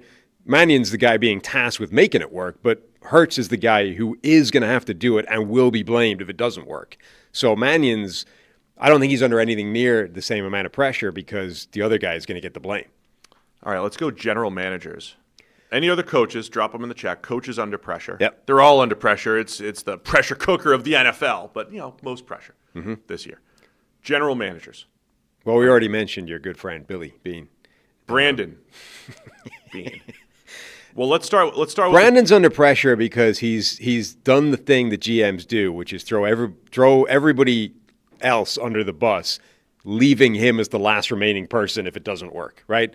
And that's fine. Like, maybe he's right, but you've run out of people now. So if it doesn't work again, I can't see how he can possibly find somebody else to throw the spotlight onto, because the only other two options would be the guy you hired, right, in Joe Brady, or your quarterback. And that's not going to work. So where else are you going to blame? Yeah, so I added Eric DeCosta to this as well. Yeah, for a similar reason. It's the same thing, right? Right. It's the teams that have Lamar Jackson and Josh Allen, they have new head coaches, they have a GM that's been there for a while, and the pressure's on the new head coach and the incumbent GM, the guy that's been there, right? So Bean in particular, he's also made the move for DJ Moore. That has to work. Yeah. Right? We've tried a lot of different wide receiver moves. That has to work. And you got to prove that, of course, it was Sean's fault. Right. So maybe they're like the Knicks and they go, this is the change that leads them to a championship. But to your point, if they lose another heartbreaker in the divisional or the AFC championship, it's like, well, Brandon's the one that's still been here, or Billy. Right. I think when you're a GM and you pull the move of firing a coach, particularly when that coach has been there a long time and been pretty successful, which is the case for both those guys, Harbaugh and Sean McDermott, when you pull out the nuclear option and say, you're the problem, and it doesn't fix it, now you've got, again, there's nowhere else to turn. Like, you are the guy now who has got to be responsible for that. So that's why I think both those guys are definitely under pressure. So Eric DeCosta that I mentioned, and if you're just catching up, the last year, so they get rid of John Harbaugh. Steve Bisciotti, the owner, is speaking to the media more than he had in the past and makes a comment like, Eric knows that our friend John had to get fired, right? I think that's significant. There's some pointed comments in there, seemingly. And I think that puts him under – I think you could have argued because of the way – you could have made the argument kind of like Pittsburgh, which like it was time, something needed to change. The message was getting stale. Like, you could have, I think, made that argument that, hey, we love John, but ultimately, it just wasn't working anymore, right? And made that. But the fact that the owner has sort of come out and made comments like that, where it's sort of like, we really didn't want to do this, but we decided, and it's like, it does sound like, DeCosta has basically put himself under pressure with that move, as opposed to a universal agreement that this was time for this to happen. The toughest thing about the Ravens and Bills, I think, the last couple of years, is that in the regular season, they look perfectly equipped to dethrone the Chiefs or whoever the top team, to be the team. And for whatever reason, they fail in the playoffs. And so the Bills have beaten the Chiefs a ton in the regular season. The Ravens have had multiple years where they knocked off every top team pretty much. Oh, the Niners are great. See you later. Crushed. The Eagles are good. Crushed them. Like, they beat all these good teams and then get into the playoffs and stop. So it's almost like you're running out of reasons. With Miami, remember Miami a couple years ago, they would beat up on bad teams and then just every time they ran into the Ravens, the Bills, the Chiefs, they just didn't play well, didn't win. And it kind of made sense. It's like, all right, we know that they're not a top tier team. They haven't shown that they can beat good teams. We could set proper expectations. But that's part of the problem with the Ravens and DeCosta. They've set really high expectations. He's built some really outstanding rosters. The 2023 team was awesome, top to bottom. 24 should have been really good. And then last year, they completely underachieved. And that all adds up. Like, you're almost your own success is you're going to be your downfall because you've set these high expectations, didn't win the big one, and now it's like, all right, we're running with, at some point, things that just need to change. Mm-hmm. And I think that's where DeCosta is. I think the chat mentioned Dan Campbell. I would put Campbell and Brad Holmes in that category where all of a sudden the shine's gone off a little bit. the Lions underachieved and now they're under pressure to bounce back. Otherwise, there's going to be the opinion that something needs to change. Oh, that's an interesting one. I disagree. I think they're royalty now, though. No, I think there's pressure. I think they're pretty close to royalty. I know they haven't made a Super Bowl or won it, obviously, but I think they have more time. I think there's a lot of pressure there going into the season. I'm just not sure where it's focused on. Like, would it be which guy is under pressure or both? But I think they're under a lot of pressure to show that their window didn't already open and close, and they get nothing out of it. Yeah, I would say that's more secondary or tertiary in this list. Look at you with the words. Yeah, that's where I am. Chris Ballard. Yeah, the Colts. That's the most obvious sort of incumbent GM that hasn't fired anybody, that's just under pressure because of a ceiling that they've been banging their head against for a while. And he's kind of openly said it himself, I think. Like, they're under pressure to get beyond just being solid. And that was the similarity I wanted to bring up between Ballard and DaCosta, and the other point in the DaCosta, the pressure that he's under, was it's fascinating. Like, we got to see under the hood for a minute that they were interested in trading 2 first-rounders for Max Crosby, completely against Eric DaCosta's nature to give up future draft picks for a player. Now, they backed out, they opted out, whatever. But you saw under the hood for a minute that they were thinking, got to win now if you're the Ravens. There's some similarities to Chris Ballard, who we've called, this is the most solid team in the NFL for the last 8 years. They're solid. There's no superstars. There's a couple, Jonathan Taylor or DeForest Buckner, you could call them stars, but you don't have 3 or 4 massively impact players. You have a whole bunch of good, solid players, and you win 7 to 9 games every year. That's what you are. But they made the bold move as well. Whether that was a little arm twisting from ownership or not, they made the bold move and said, we're going to go get Sauce Gardner. Mm-hmm. We're going to give up 2 first-rounders, and we're going to go all in on Daniel Jones for the next couple of years before he ended up getting hurt, but he's their guy. And so there's like an all-in-ness to the Colts that hadn't been there previously. There's an all-in-ness to the Ravens that wasn't there previously, even though the deal didn't materialize. So I think that's the other piece of this Ballard thing. Like, you don't have a first-rounder next year. You're in this year. They're just in such a weird spot where, like, last year was so strange where halfway through the year they looked like a contender, and they made the Sauce Gardner move effectively. Like, that's the move you make when you think you have a shot at a ring this year. Like, oh, wow. Suddenly this team, we're way better than people thought. And it's like what the Texans did when they got Stroud, and suddenly they were way better than people thought they were. And suddenly they get super aggressive immediately, thinking they can win now, not, in the next few years. Well, they did that, but they did it in the middle of the season. They didn't even wait for the offseason to get the aggressive move to go win a championship. They were like, all of a sudden, we're a championship team right this second. And then almost the second they made that move, the wheels fell off, and really fell off. And now, and that gets made even worse by the fact that not only did your wheels fall off, but your quarterback's wheels fell off, and he's coming back from an Achilles injury. And now, who the hell knows what he's going to be going forward? So they're in this world where, 6 months ago, they thought they were on their way to a Super 9 months, whatever, on their way to a championship. And now it's like you may not have been any different to the solid team that you always are. It just happened in a completely weird way. The one place I slightly disagree with you there is it wasn't like getting Sauce Gardner in year 4 of his career is not this all-in sacrifice the future move, because you're getting but it is the move you make. Prime. It's not like getting Marshawn Lattimore, though. It's different from the Commanders getting Lattimore. Right, but it is giving up 2 future ones is a massive investment. Yeah, it is the move you make if you think you can win a championship now. It's not a move you make necessarily if you're just in the middle of nowhere and you're average and you're bumbling along. I feel it's a move. It marked a departure for them because they're like, wow, we're actually way better. This is our year. This is the year we've been waiting for the last 8 years of mediocrity. We've finally gotten better than mediocre. Let's really pour some gas on this fire and let's bring in a difference maker in Sauce Gardner. And then the second you did that, it's like, actually, you weren't any better than you'd been previously. I view it a little bit differently, that it wasn't so much a 1 year, let's go for it, we're in a good spot. I view it more as, because you heard Ballard talk a little bit about this with the Irsay daughters taking over, that they were kind of nudging him in this direction to be bold and be aggressive. And to me, it felt like they're like, Chris, we've been trusting the process for 8 years. You've served up a mid-tier roster with good, solid players. Get some stars. I mean, it was almost like a fantasy football type of thing. Go get star players. Go get aggressive. Go get stars. And whether it helps this year, but it was like, yeah, it'll help us this year, but it's also at least the guy's in his prime and it's going to help long term. I think my whole point in this whole thing is that was outside of Ballard's nature over the last couple of years, the same way DaCosta potentially giving up 2 ones is outside of his nature.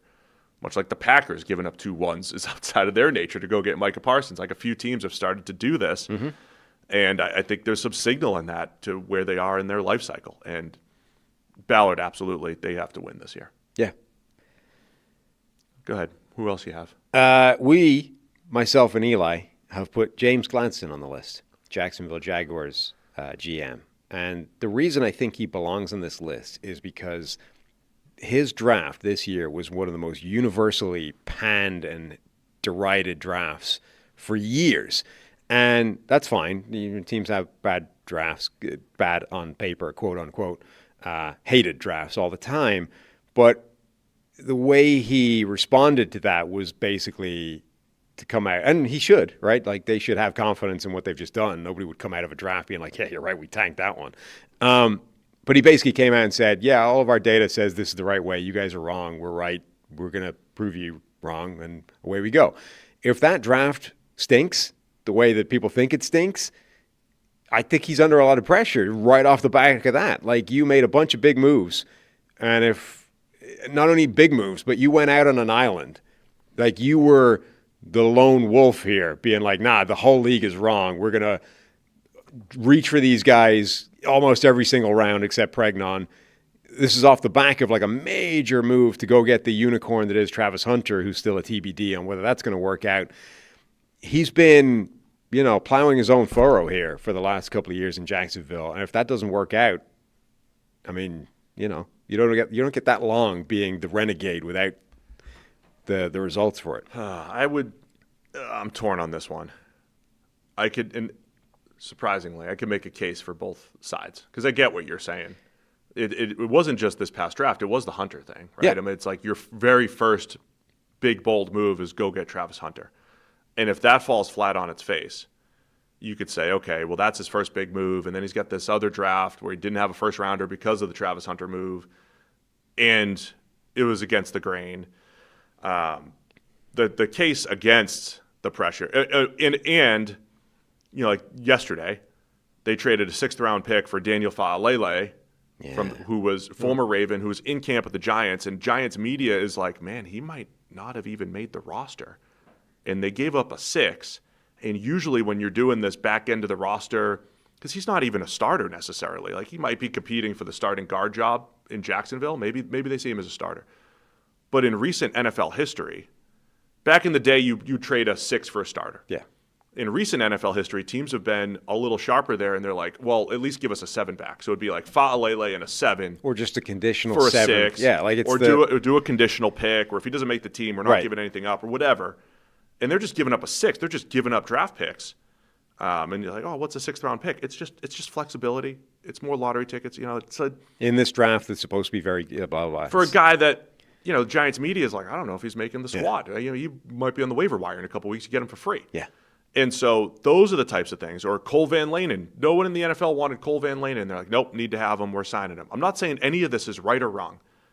What if Faalele is their starter and they're happy, and Van Lanen's their one of their tackles of the future, and they're excited about it. They love it. It could all work out. But also, based off current evidence, if he's their starter, they're in trouble anyway. Whether or not it was worth the 6 to get him is almost independent of the fact that if you've identified him as a starting caliber guard for you, you might have bigger problems anyway. The argument against James Gladstone being under pressure, though, is, well, he was the guy. He made the Jacoby Myers move. That coincided with Trevor Lawrence's best stretch of play. However you want to, again, we're splitting credit all over the place here. Made the Jacoby Myers move, and they won 13 games, whatever it was last year. They go to the playoffs. I would argue that's the thing that saves him more than anything else. That might save him, but if I was making the argument against James Gladstone, I would say, well, Jacoby Myers is the only addition that you made that really had an impact there, and you're doing this with the last regime's players. like the players that did this on both sides of the ball were mostly, from that you inherited. Yeah. That would be the argument against James Gladstone. Like, you stepped into this great situation. Look, or maybe Liam Cohen is just a coaching genius, Yes. and you didn't actually hire him. They hired him first and then found you. I think personnel-wise, there's a lot of reasons to say that he would be under pressure, but none of it will matter if they win 13 games again. And I like James. I need to get him on the show here. We'll see if we can get him on the show. That's the thing. And we'll ask him, are you under pressure? It might be the case that the combination of Trevor Lawrence, Liam Cohen, and the talent already on the roster is enough that even if his draft stinks, it won't matter because they might still be good enough that nobody will be looking to apportion blame anywhere. Oh, I would say I don't think the Jags draft will have a massive impact on their ability to win this year. Like, let me say it properly. I don't think a bad draft hinders their ability to win. If they hit on Borkircher and Albert Regis and everything, like if they hit on those players, it helps, obviously. But if they missed on those players, I don't think it necessarily shows itself this year unless they have a ton of injuries and they right. I mean, it's a lot like the 49ers, right? They had one of these drafts a few years ago where it's like they had all these third-round picks, they had a draft, and like everybody hated it from day one, right? Every single one of those picks looked ridiculous at the time, ended up being ridiculous, and it was one of the worst drafts that any team has had in the last 10 years. And none of that really matters because the 49ers have still been very good and they still had a lot of talent. And they've got Kyle Shanahan. And so nobody's like John Lynch out, right? Nobody's like, it's time to get him out of the building because his draft was awful. But it has put them under pressure, and it's meant, they've had some weak areas in this roster, and they've had some areas that shouldn't have been as bad as they were because they drafted terribly. Now, and I guess they've sort of approached it with some of the same attitudes in terms of, we don't really care what you say. We're drafting the guys we think are good. It's like, but that didn't work out.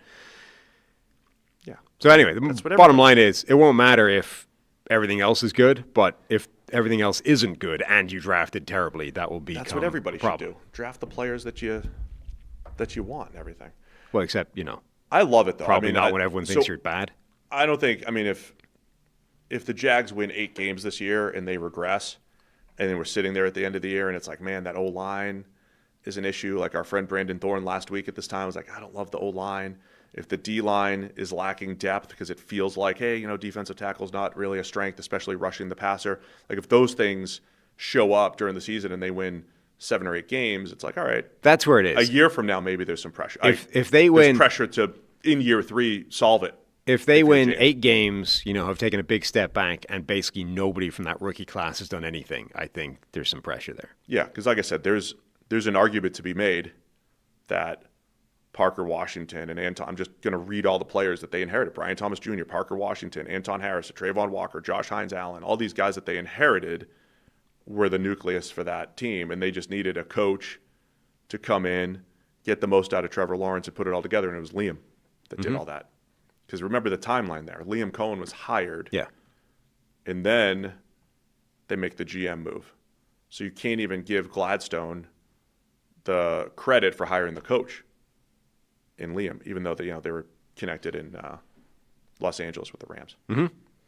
James would be a good guest for us to have if we could get him on here. Yeah.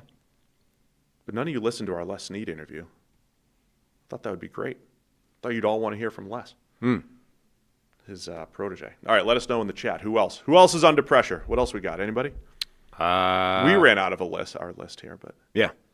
Substation's under pressure. Substation. I think the substation's, it's a golden age for the substation. Mohal said bad audio. What happened? I thought we had this all fixed on Monday. There's always... That's Mohal, though. He's never complained about audio. I know. Do you think there are people out there that have studios that just work all the time? Because we're now 2 separate studios that have never worked. We're 0 for 2. Right. And, okay, this one was a little Rogan's bit... having That's what I'm saying. issues. This one was a little bit on a shoestring in that, I put half of it together and Tyler's, but like the PFF one, they dumped millions into that thing and that was still a piece of junk. Like, are there people out there with studios that just function? Do you think do you think the Crown is dealing with audio issues over there? It's a buzzing they haven't been able to track down for 6 months. Do you think it's user error? I don't. No. I think there are things that just stop working randomly. Somebody said Elliot Wolf We got power users. On the Les Snead audio, he's saying was bad. Oh, the Les Snead did have. Oh, Les Snead had. There was audio issues. Well, he was coming to us live from training camp dorm room or something. That was a bit rough. Yeah, the training camp interviews are really great until you realize they're in the dorm. Yeah. That's why they're all staying home these days. Well, most teams. The question was Elliott Wolf being under pressure. He's the Patriots GM in title.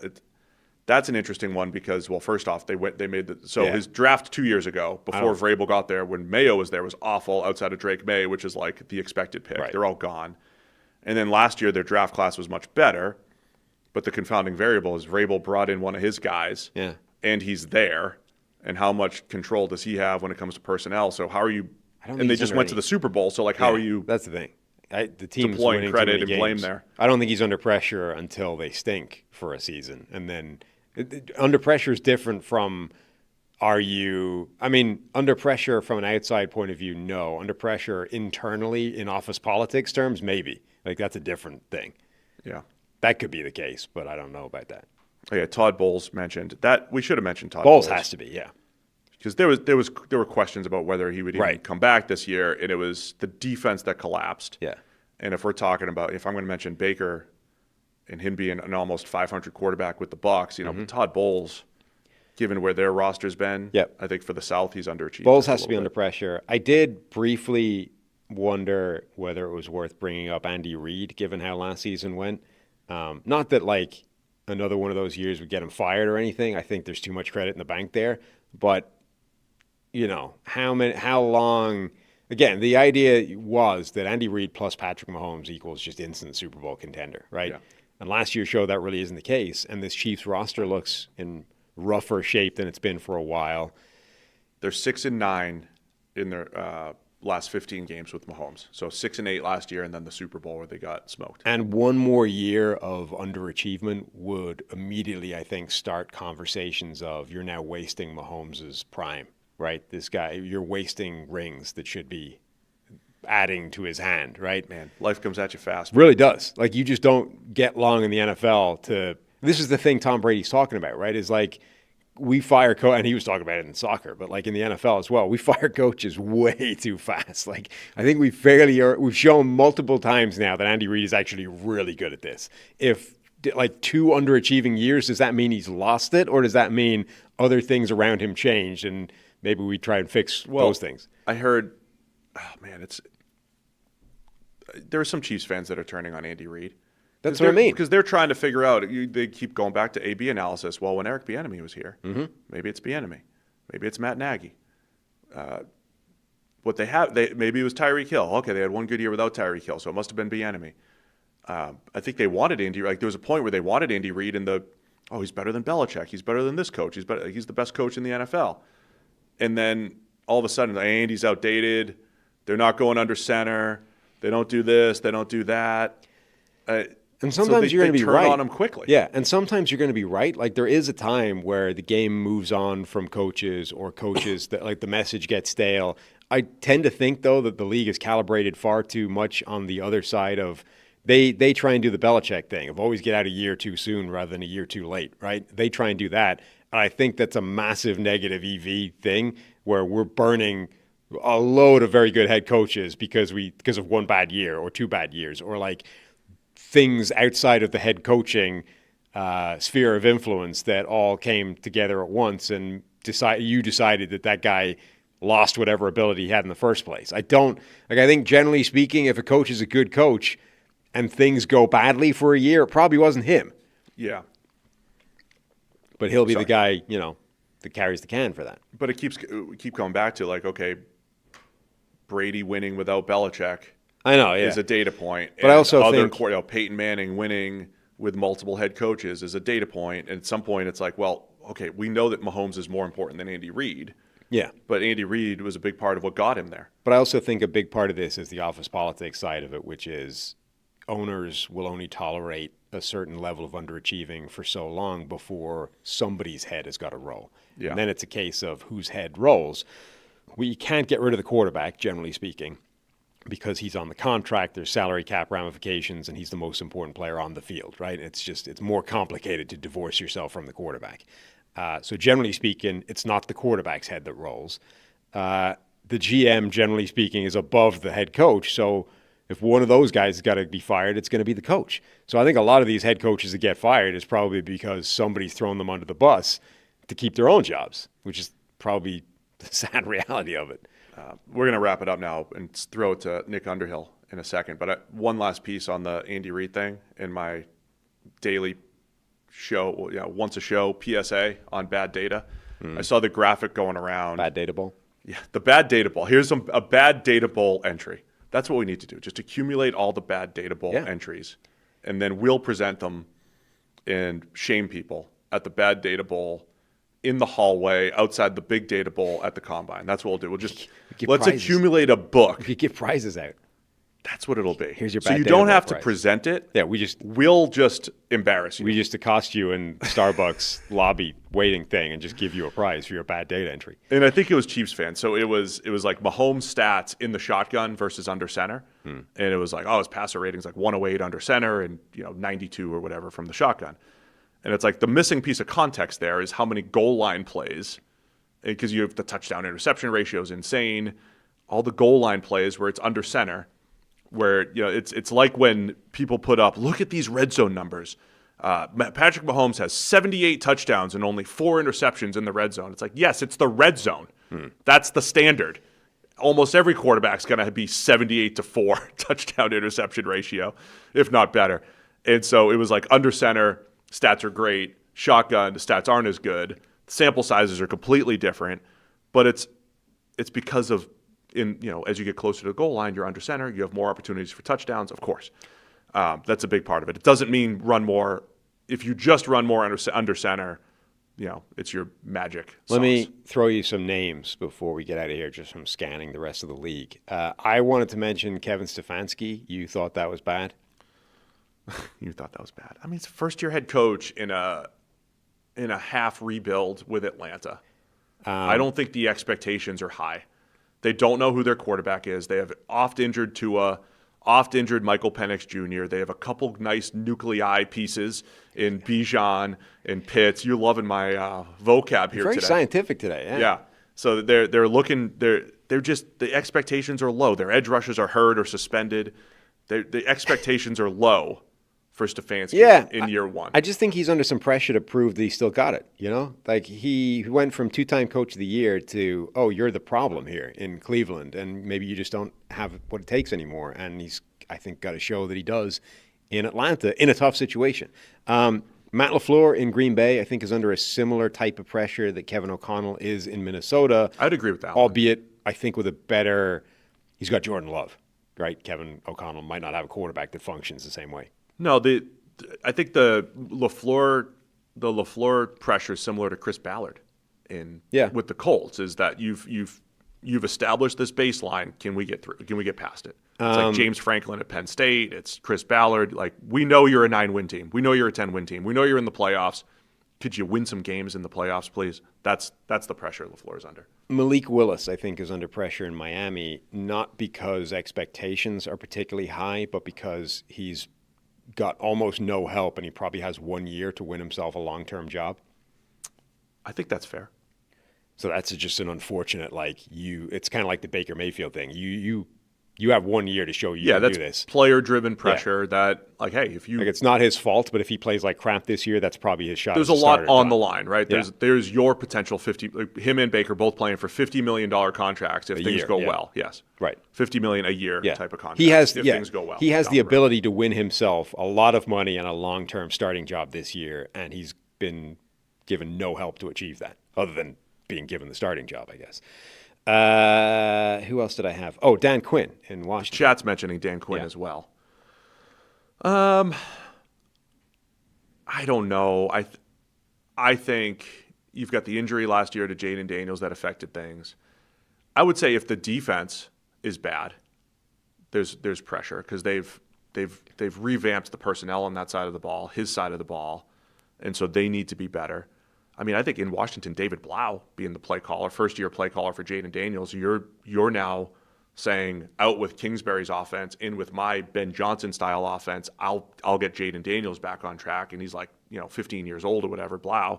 So that's the Mannion thing, though. It's the unbalanced outcomes thing where if he's not good, fine, you're just another head coach that wasn't, or another coach rather that wasn't amazing, but you could win yourself a head coaching gig in like a year. Unless they really implode, though. I think Dan Quinn has another year, and Blau's he's a pivotal player, I think, this year. Those first-year OCs are very pivotal this year. Chad's asking about Daniels himself, Jaden Daniels. I think, he's under some pressure this year to show that he can stay healthy, get back to his best, and now he's the subject of ridicule over this LSU thing. Way too, the joke's not even funny anymore. It's just too much, man. You seem to like it.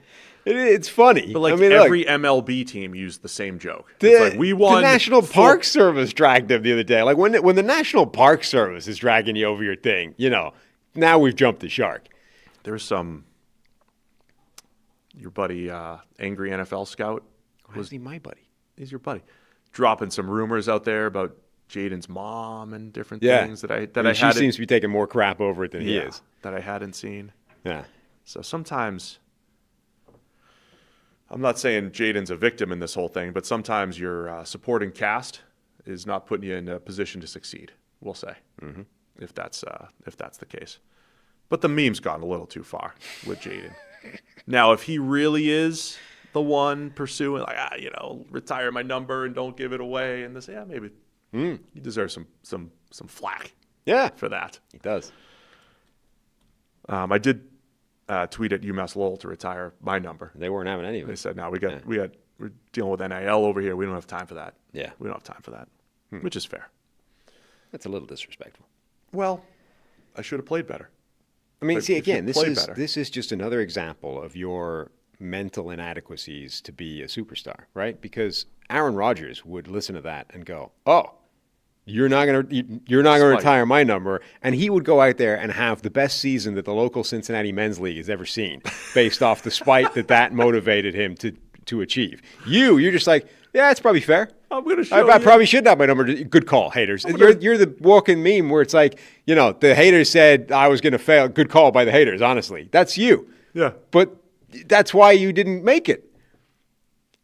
Yeah, I literally had a Red Sox scout say you're a dime a dozen righty, and turns out he was right. I was just another AAA fringe major league righty. The guy says that, and you're like, yeah, true. Good call. Now, trust me, I tried to use the spite. Yeah. In the middle of my career, I'm like, I'll show him. You just don't have dime a dozen righty. Look at me, I'm in AAA. And then before you know it, you top out in AAA, and it's like, kind of nailed it. Yeah. Dime a dozen righty. You just didn't have it in you. You couldn't convince your own brain. You want me to go punch out 18 per 9 in the Cincinnati men's league right now and show the Riverhawks that I deserve to have my number 31 retired? That'll prove it. You couldn't convince your own brain that that the spite was real. You tried to, and your head was like, "Who are we kidding here?" I had good spite for a while. It was good spite. I had good spite. It's just, look, there's a ceiling in which that scout happened to acknowledge my ceiling, and he kind of nailed it. Pat McAfee's out here bringing in $65 million a year, and he's still thinking everyone's against him. I'm just a little guy with the establishment up against me. You're like, he's still able to convince himself of that. I kind of love the picture of McAfee's on set next to Kirk Herbstreit, and Kirk's says chip on your shoulder every 2 minutes about every single player, and it's like, that's Pat, chip on his shoulder at all times. Whereas Kirk, who I think does great work in college overall, but his way back into the good graces of the people was putting a dog on set everywhere, just bringing the dog everywhere. Yeah. The PR team nailed it for Kirk, just nailed it. Listen, FSU's upset.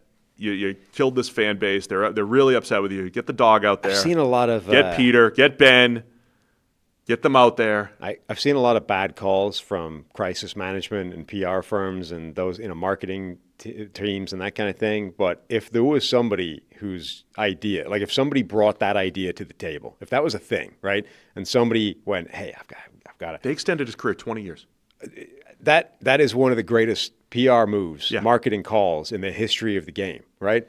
If somebody brought that to a meeting room, it's like, "Hey, guys, you said no idea was too stupid. Well, I've got something. I don't know if it's a good call or not. We got a PR dog. Hear me out. Not even right? his dog. We're just gonna get to the PR dog. Hear me out. What if we got him a golden retriever, right? Trained this thing to within an inch of its life so that it was the best behaved golden retriever in the world. Poop it on national TV. And then he just goes everywhere. People are going to love it. Then he just goes everywhere with it, right? Yeah. And if that one dies, we'll get another one off the rank and we'll put it just always now. From now on, he always has a golden retriever next to him. Nobody can hate a golden retriever. I could hear it too because Kirk goes from college game day. He does game day till noon, and then he flies to where if the game that he's covering or calling isn't the same city, he's got to take the private jet to get to the place, right? And so he would always post a picture of him, I'm flying to Oregon, flying to wherever, That's not relatable. That's not relatable until you put a golden retriever next to him. Throw a retriever in there, and everybody's like, well, you forget you're flying on the PJ to go, Now it's just, look, there's Ben on the jet. It changed everything. All perception changed on Kirk. You're right. That PR firm, legendary. If somebody genuinely brought that idea to the table, that person should be running the company. They should have equity. They should be set for life for the next 50 years. It's the greatest decision that's ever been made in the history of marketing. Since Apple made that ad directed, was it Ridley Scott that directed that thing? It's the greatest advertising move since that. Well done, Kirk and team. So you're saying I don't have a good advertising? I get it. A good PR team. Yeah. All right, that's it for us rambling here today. A great show. This was fun. I enjoyed it. So here's what we have coming up. Monday, wife's due Monday. So we'll see. Renner on standby. She's getting really antsy right now. Really antsy. The official due date's Monday, which is also Harry's birthday, which is conflicting here. Yeah. Right? We don't. Are they going to have the same birthday? Baby going to come out first? We'll see. Hopefully we'll have a baby by this weekend. Okay. But Monday is a week 2 preseason review, full week 2. We'll go through all that, enjoying that. 3 shows again next week, 9 a.m. all 3 days, Monday, Wednesday, Thursday. And tonight we got preseason action. Never know when we can go live, so make sure you're subscribed if you're not already. Hit thumbs up, do all those things, and we're going to throw it to Nick Underhill and talk Saints. Yeah. What? I just, sometimes you read headlines and it's like we're living through a hellscape right now. Oh, what is it? Let me read you a headline. And Stephen A. Smith, John McEnroe, reportedly in talks to revive Andy Rooney segment on 60 Minutes. Stop. It's like a real thing that's happening. It's not. This isn't the Matrix. This isn't the simulation. This isn't the Onion. As in, this is like real they're things. In competition for this role. No, I think together. They're gonna work together. Yeah. All right. So that will be fun. It's just another way to look forward to more Stephen A. Smith in your life. I guess you should be thankful that it's John McEnroe and not Stephen Pat A. McAfee. Can barely have a normal opinion on anything outside of the NBA, and he's just going to. And even that, it's pretty ropey these days. Do a deep dive on 60 Minutes. Here. Yeah, it's great. So there's something to look forward to. Is that allowed? ESPN and CBS? I don't know. I used to love when they're like, if you've tuned in for CBS, guess what? NFL football's on.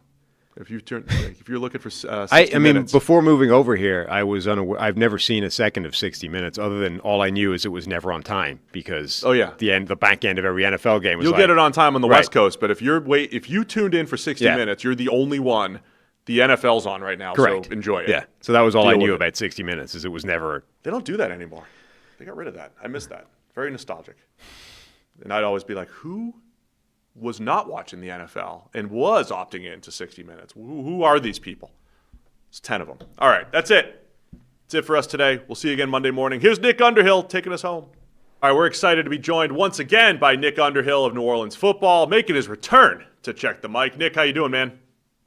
Doing great. Just grinding through camp here out in California, joint practices. So at least it's not super dry right now out here. A lot of news, a lot of injuries, a lot of stuff going on. The Saints have not been boring. And now we got to see how they pick up the pieces with all these injuries. All right, let's start with the injuries. First round pick, 8th overall pick, Jordan Tyson, injured. It's a hamstring. What do you know about the hamstring? How serious is it, and how connected is it to all of the pre-draft injury issues that Jordan Tyson had? Yeah, it's interesting because they've tried to have the messaging that it's not related because he had his foot planted and got pushed out of bounds during the Jags practices, which Okay, that's fine. But when you've had that many injuries, you've had that many hamstring issues, I think they're all connected. And I think it's foolish not to view it as a connected incident. I mean, it's something that's popped up on him multiple times. And I actually heard there was one during the pre-draft process that he then tweaked during the first day of rookie camp, and then he was back sidelined until training camp. And they tried to play it as if, they were just ramping him up, but logically it makes no sense to use a guy in the very first rookie camp practice and then don't use him at all until the end. So I don't think this is, the first time they've dealt with this. They went through it very slow and deliberately, gave him all the time in the world. And yeah, it's one of them things where the way he went down, maybe it does injure everybody, but not everybody's had that history of injury. So it's definitely a situation where I think you're going to just kind of hold your breath with him every time he hits the ground until you've seen him hit the ground enough times that you just forget to hold your breath. And, guys have gotten over this. Like Odell's had hamstring issues. JSN had hamstring issues.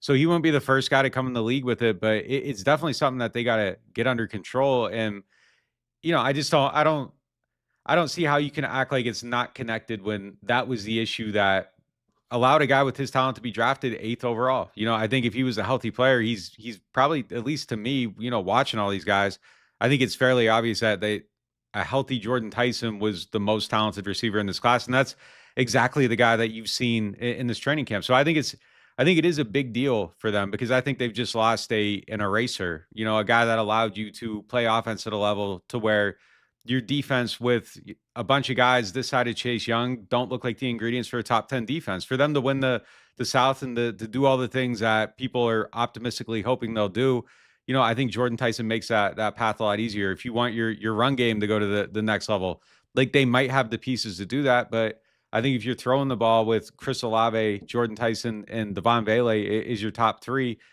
your offense is way better than if it's Chris Olave, Devon Bailey, and like maybe Bryce Lance, the rookie they took in the 4th round, who also has been good. But I think the bigger hit here is just what they're losing right now from their team. Like he's an explosive guy over the middle of the field, and his build, his attitude, the way he carries himself, he's not someone you look at and expect to kind of play that way.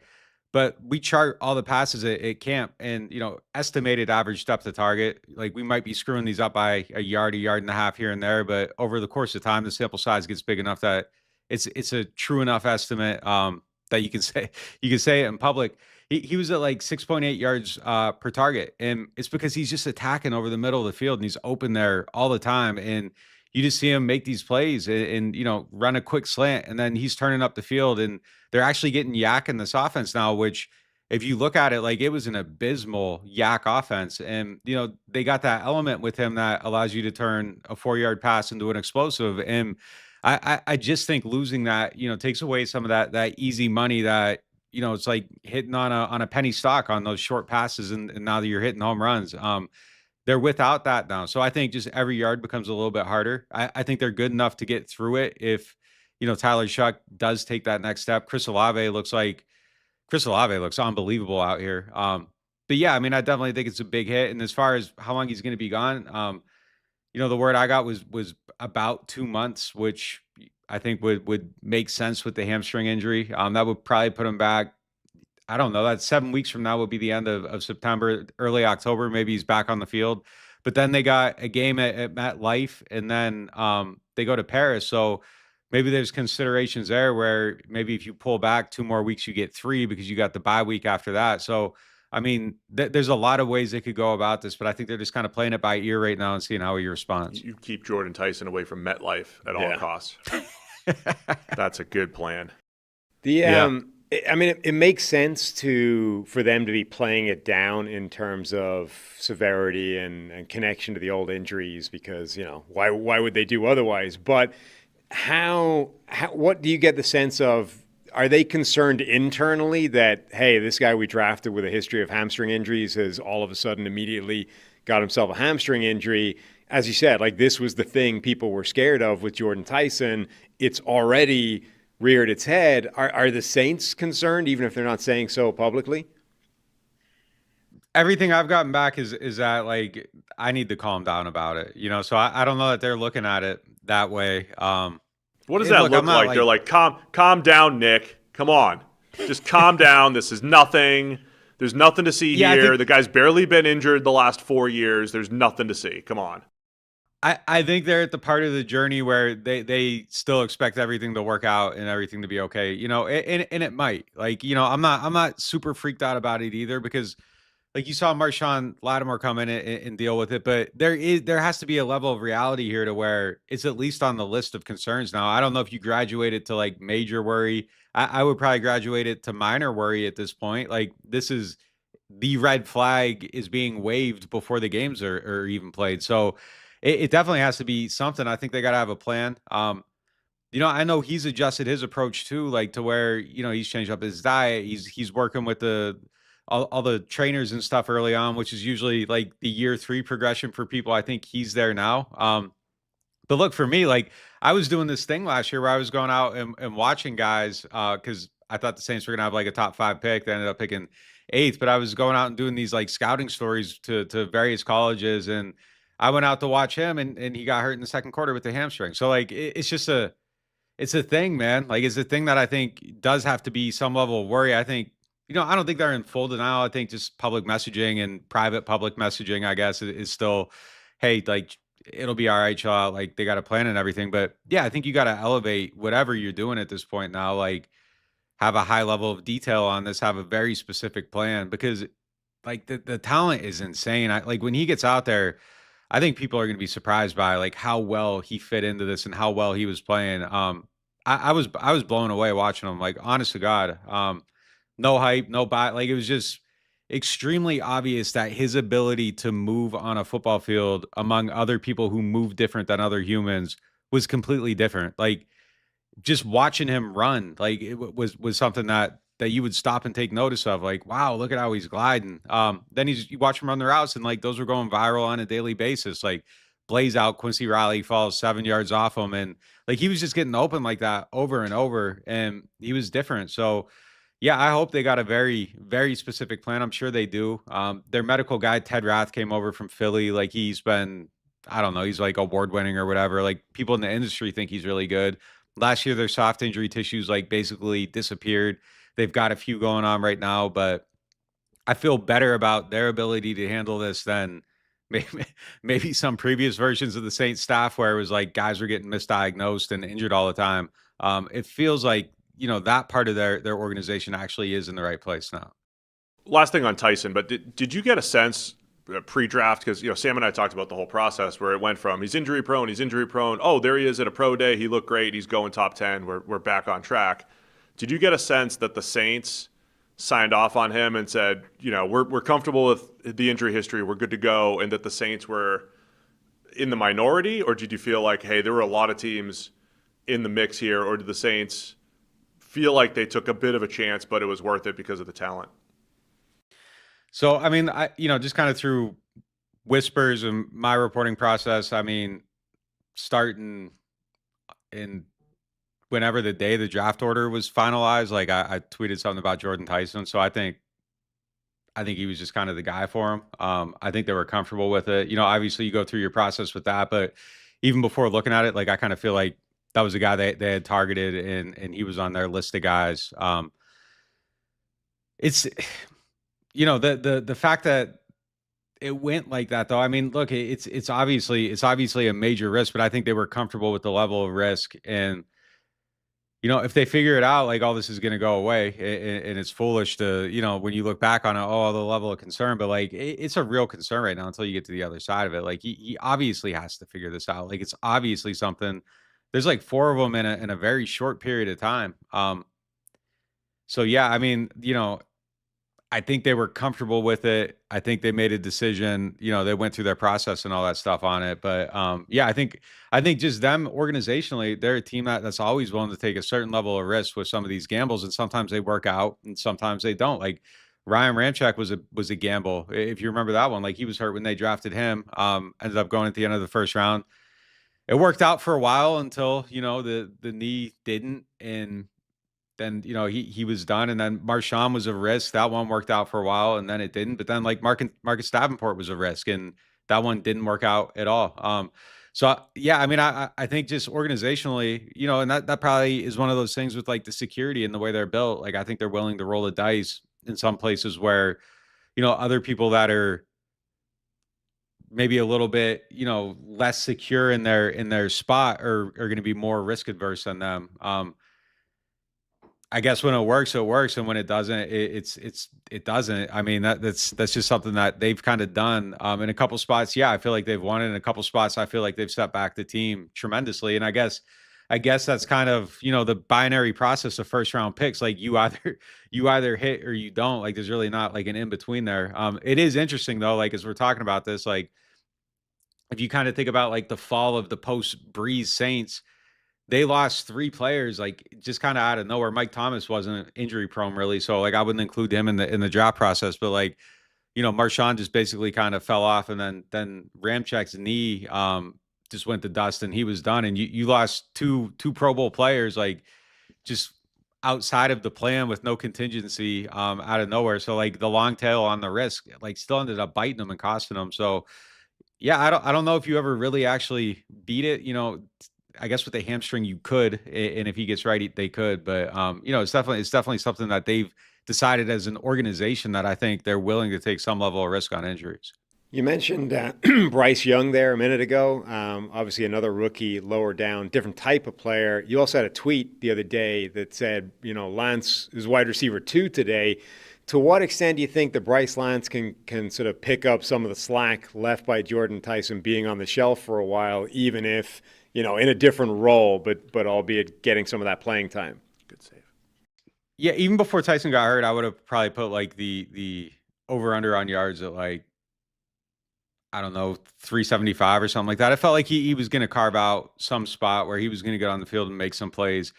I think he's probably like a year away from being the fully formed version of himself. I think he needs to get a little bit stronger, just, get an NFL body, but he can get open and he can make plays. He's got good hands. He's starting to get some reps with the first team. Now, yesterday, it's tough to tell what they're actually thinking depth chart wise, because they got this other rookie, Barry Brown, too, LSU returner, Kentucky before that. He's been really good at like actual receiver running routes, which has been a surprise. I don't know that they expected him to look as polished in that aspect. So it's hard to tell, like right now, who would be the guy getting the reps, because Devon Bailey didn't practice yesterday.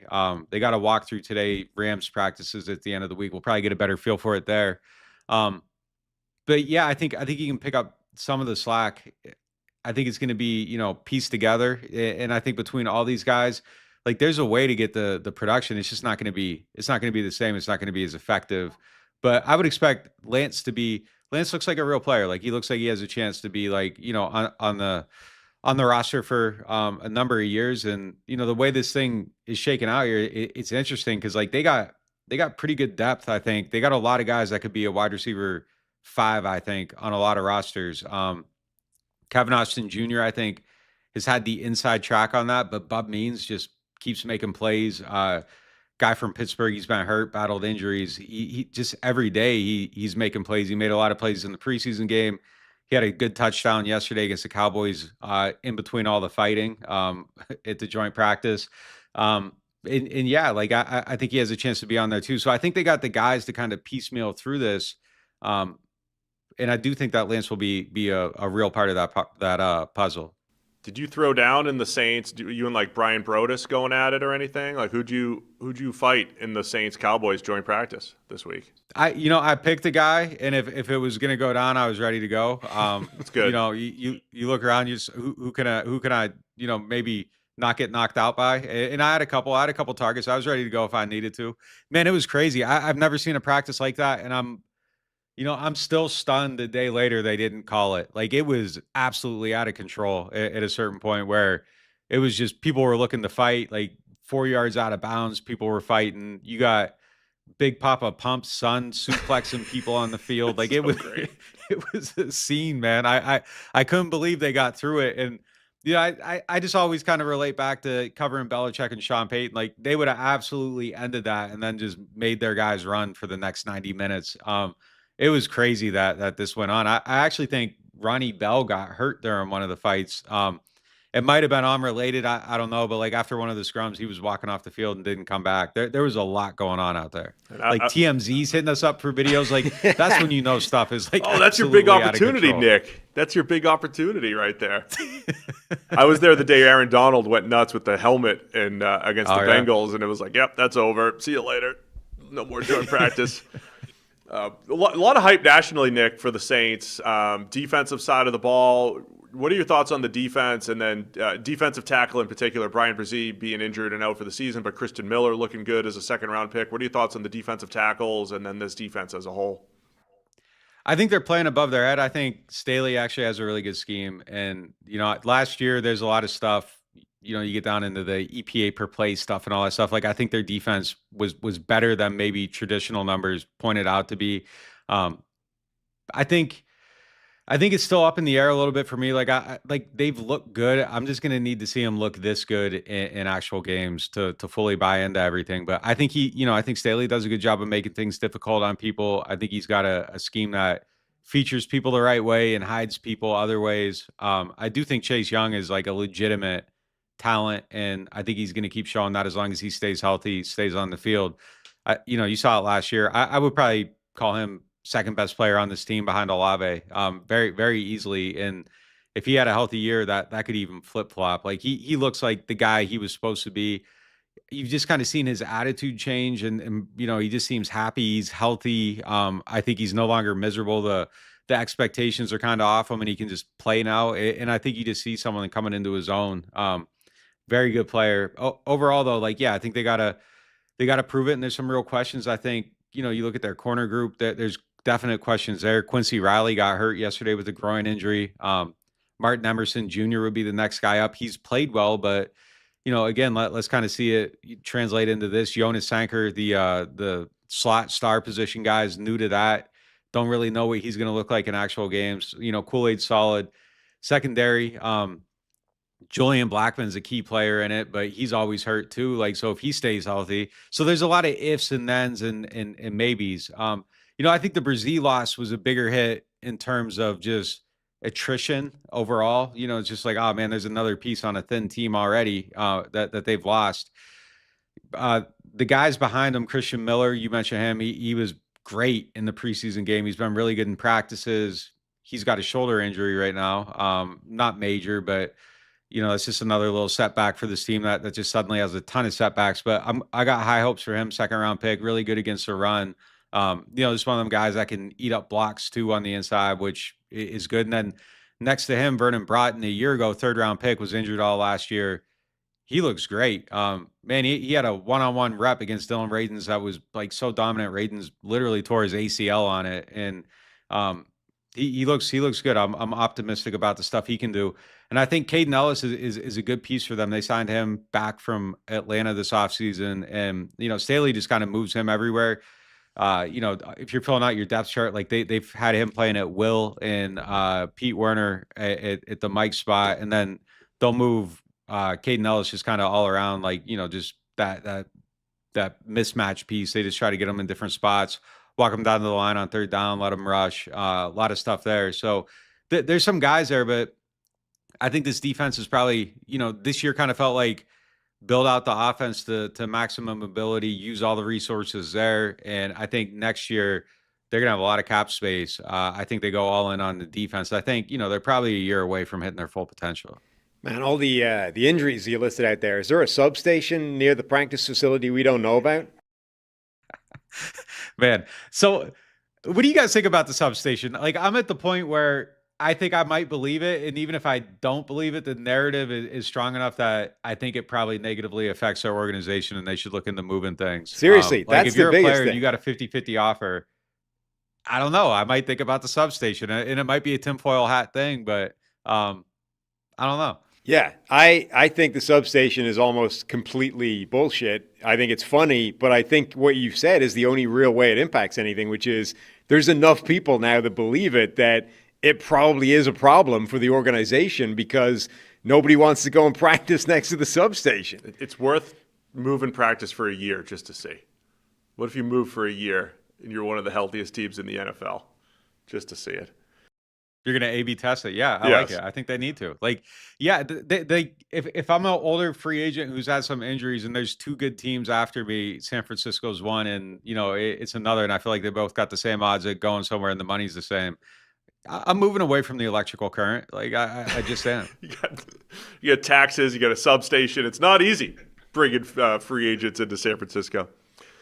All right, Nick, let's wrap it with this. Expectations. First off, I think the offensive line looks really good on paper. Are they as advertised? And Tyler Shuck in year 2, what are your expectations? How good are the Saints going to be? Yeah, I think their line will be better. Again, it's the health factor. Like if Eric McCoy gives you more than 10 games, like I think that's a huge bonus. David Edwards has been a big add for them. Both tackles getting more experience, Banks and Fuaga. I think they're both getting better. It looks like the arrow's up on those guys overall. So yeah, I feel decent about their line. They ran the ball pretty well yesterday. I think Shuck himself has to do a better job of avoiding sacks. Like that was a massive issue last year. I think he had like 36 in 9 games, and that's just way too high of a rate for him. So I think he's got to do some things there. There's been some signs of growth and some signs of staleness on that front. So it'll be interesting to see in games if he can stay out of trouble a little bit better. I do think that he's playing better. It looks like there's some growth and maturity there. It's been a weird camp for him. Like the first 10, 11 days, it was very up and down. And then they start practicing against other teams. And both those sessions, like they've looked great. So I think my expectation level is back to where it was, coming into the training camp where, you're optimistic about seeing what he can do. And I think if everything comes together, I think that he can be, a very good player. I think the arrow's up on him. I just want to keep seeing it in the games though. But I do think that what we saw was probably real from him last year, like the third down plays, the able to elevate in certain situations. And as weird as it sounds, like, kind of that cool under pressureness last year, I think was his hallmark. Like seeing him just go out here and complete 18 to 22 passes in between like melee after melee after melee, I think gave me confidence that he didn't get caught up in any of that. That might be like the dumbest analytical point ever, but it just seemed like he stayed very calm and cool in a very hostile atmosphere and, just kept making plays. But I think, another year with Olave, like we're seeing that 8 of 8 going to him yesterday against the Cowboys. It's just been good. Like overall, I think that connection has been really solid for him. And, if I'm a fantasy player, I think at one point Yahoo had Juwan Johnson 21st on tight ends. Like I would take him way higher. Those two guys, like they got something. They just got one of them connections. I don't know if he's going to get what do you have last year? 830, 820, something like that. I don't know if he hits that mark, but like I would guess probably 700 yards and a decent amount of touchdowns for him. So there's some pieces there. Their run game looks better. They're actually running the ball and lining up from under center at times, which I think is something they badly needed to do. You're seeing some play action on first down plays, which is something they really didn't do last year. It was like overdose on quick game. So I think, and they actually got a screen game going this year. So I think some of the things that you would have pointed to is, obvious weaknesses. It feels like they're at least attempting to address them. And if the players are good and, the quarterback's good and the coach is good at calling plays, like I think some of that stuff should improve. So yeah, I think Tyler, I think we'll see improvement from him this year. Got to score more touchdowns. Red zone's been spotty, but it's been good in these 2 practices against Jacksonville and the Cowboys. So if that's a real turning point, I do feel like they've checked off some things. The biggest issue for them, man, like they got to figure out how to score points at the beginning of a game. 1.11 yards per opening drive with Shuck at quarterback last year. They gotta figure that out. Like that's going to be their biggest hindrance to me going into the year is like, man, can you get 15 plays at work at the beginning of a game? Because like they have not. And even going back to Philly, like Kellen had issues with that there. So that's something that I think they desperately need to figure out and self-scout and find a solution to.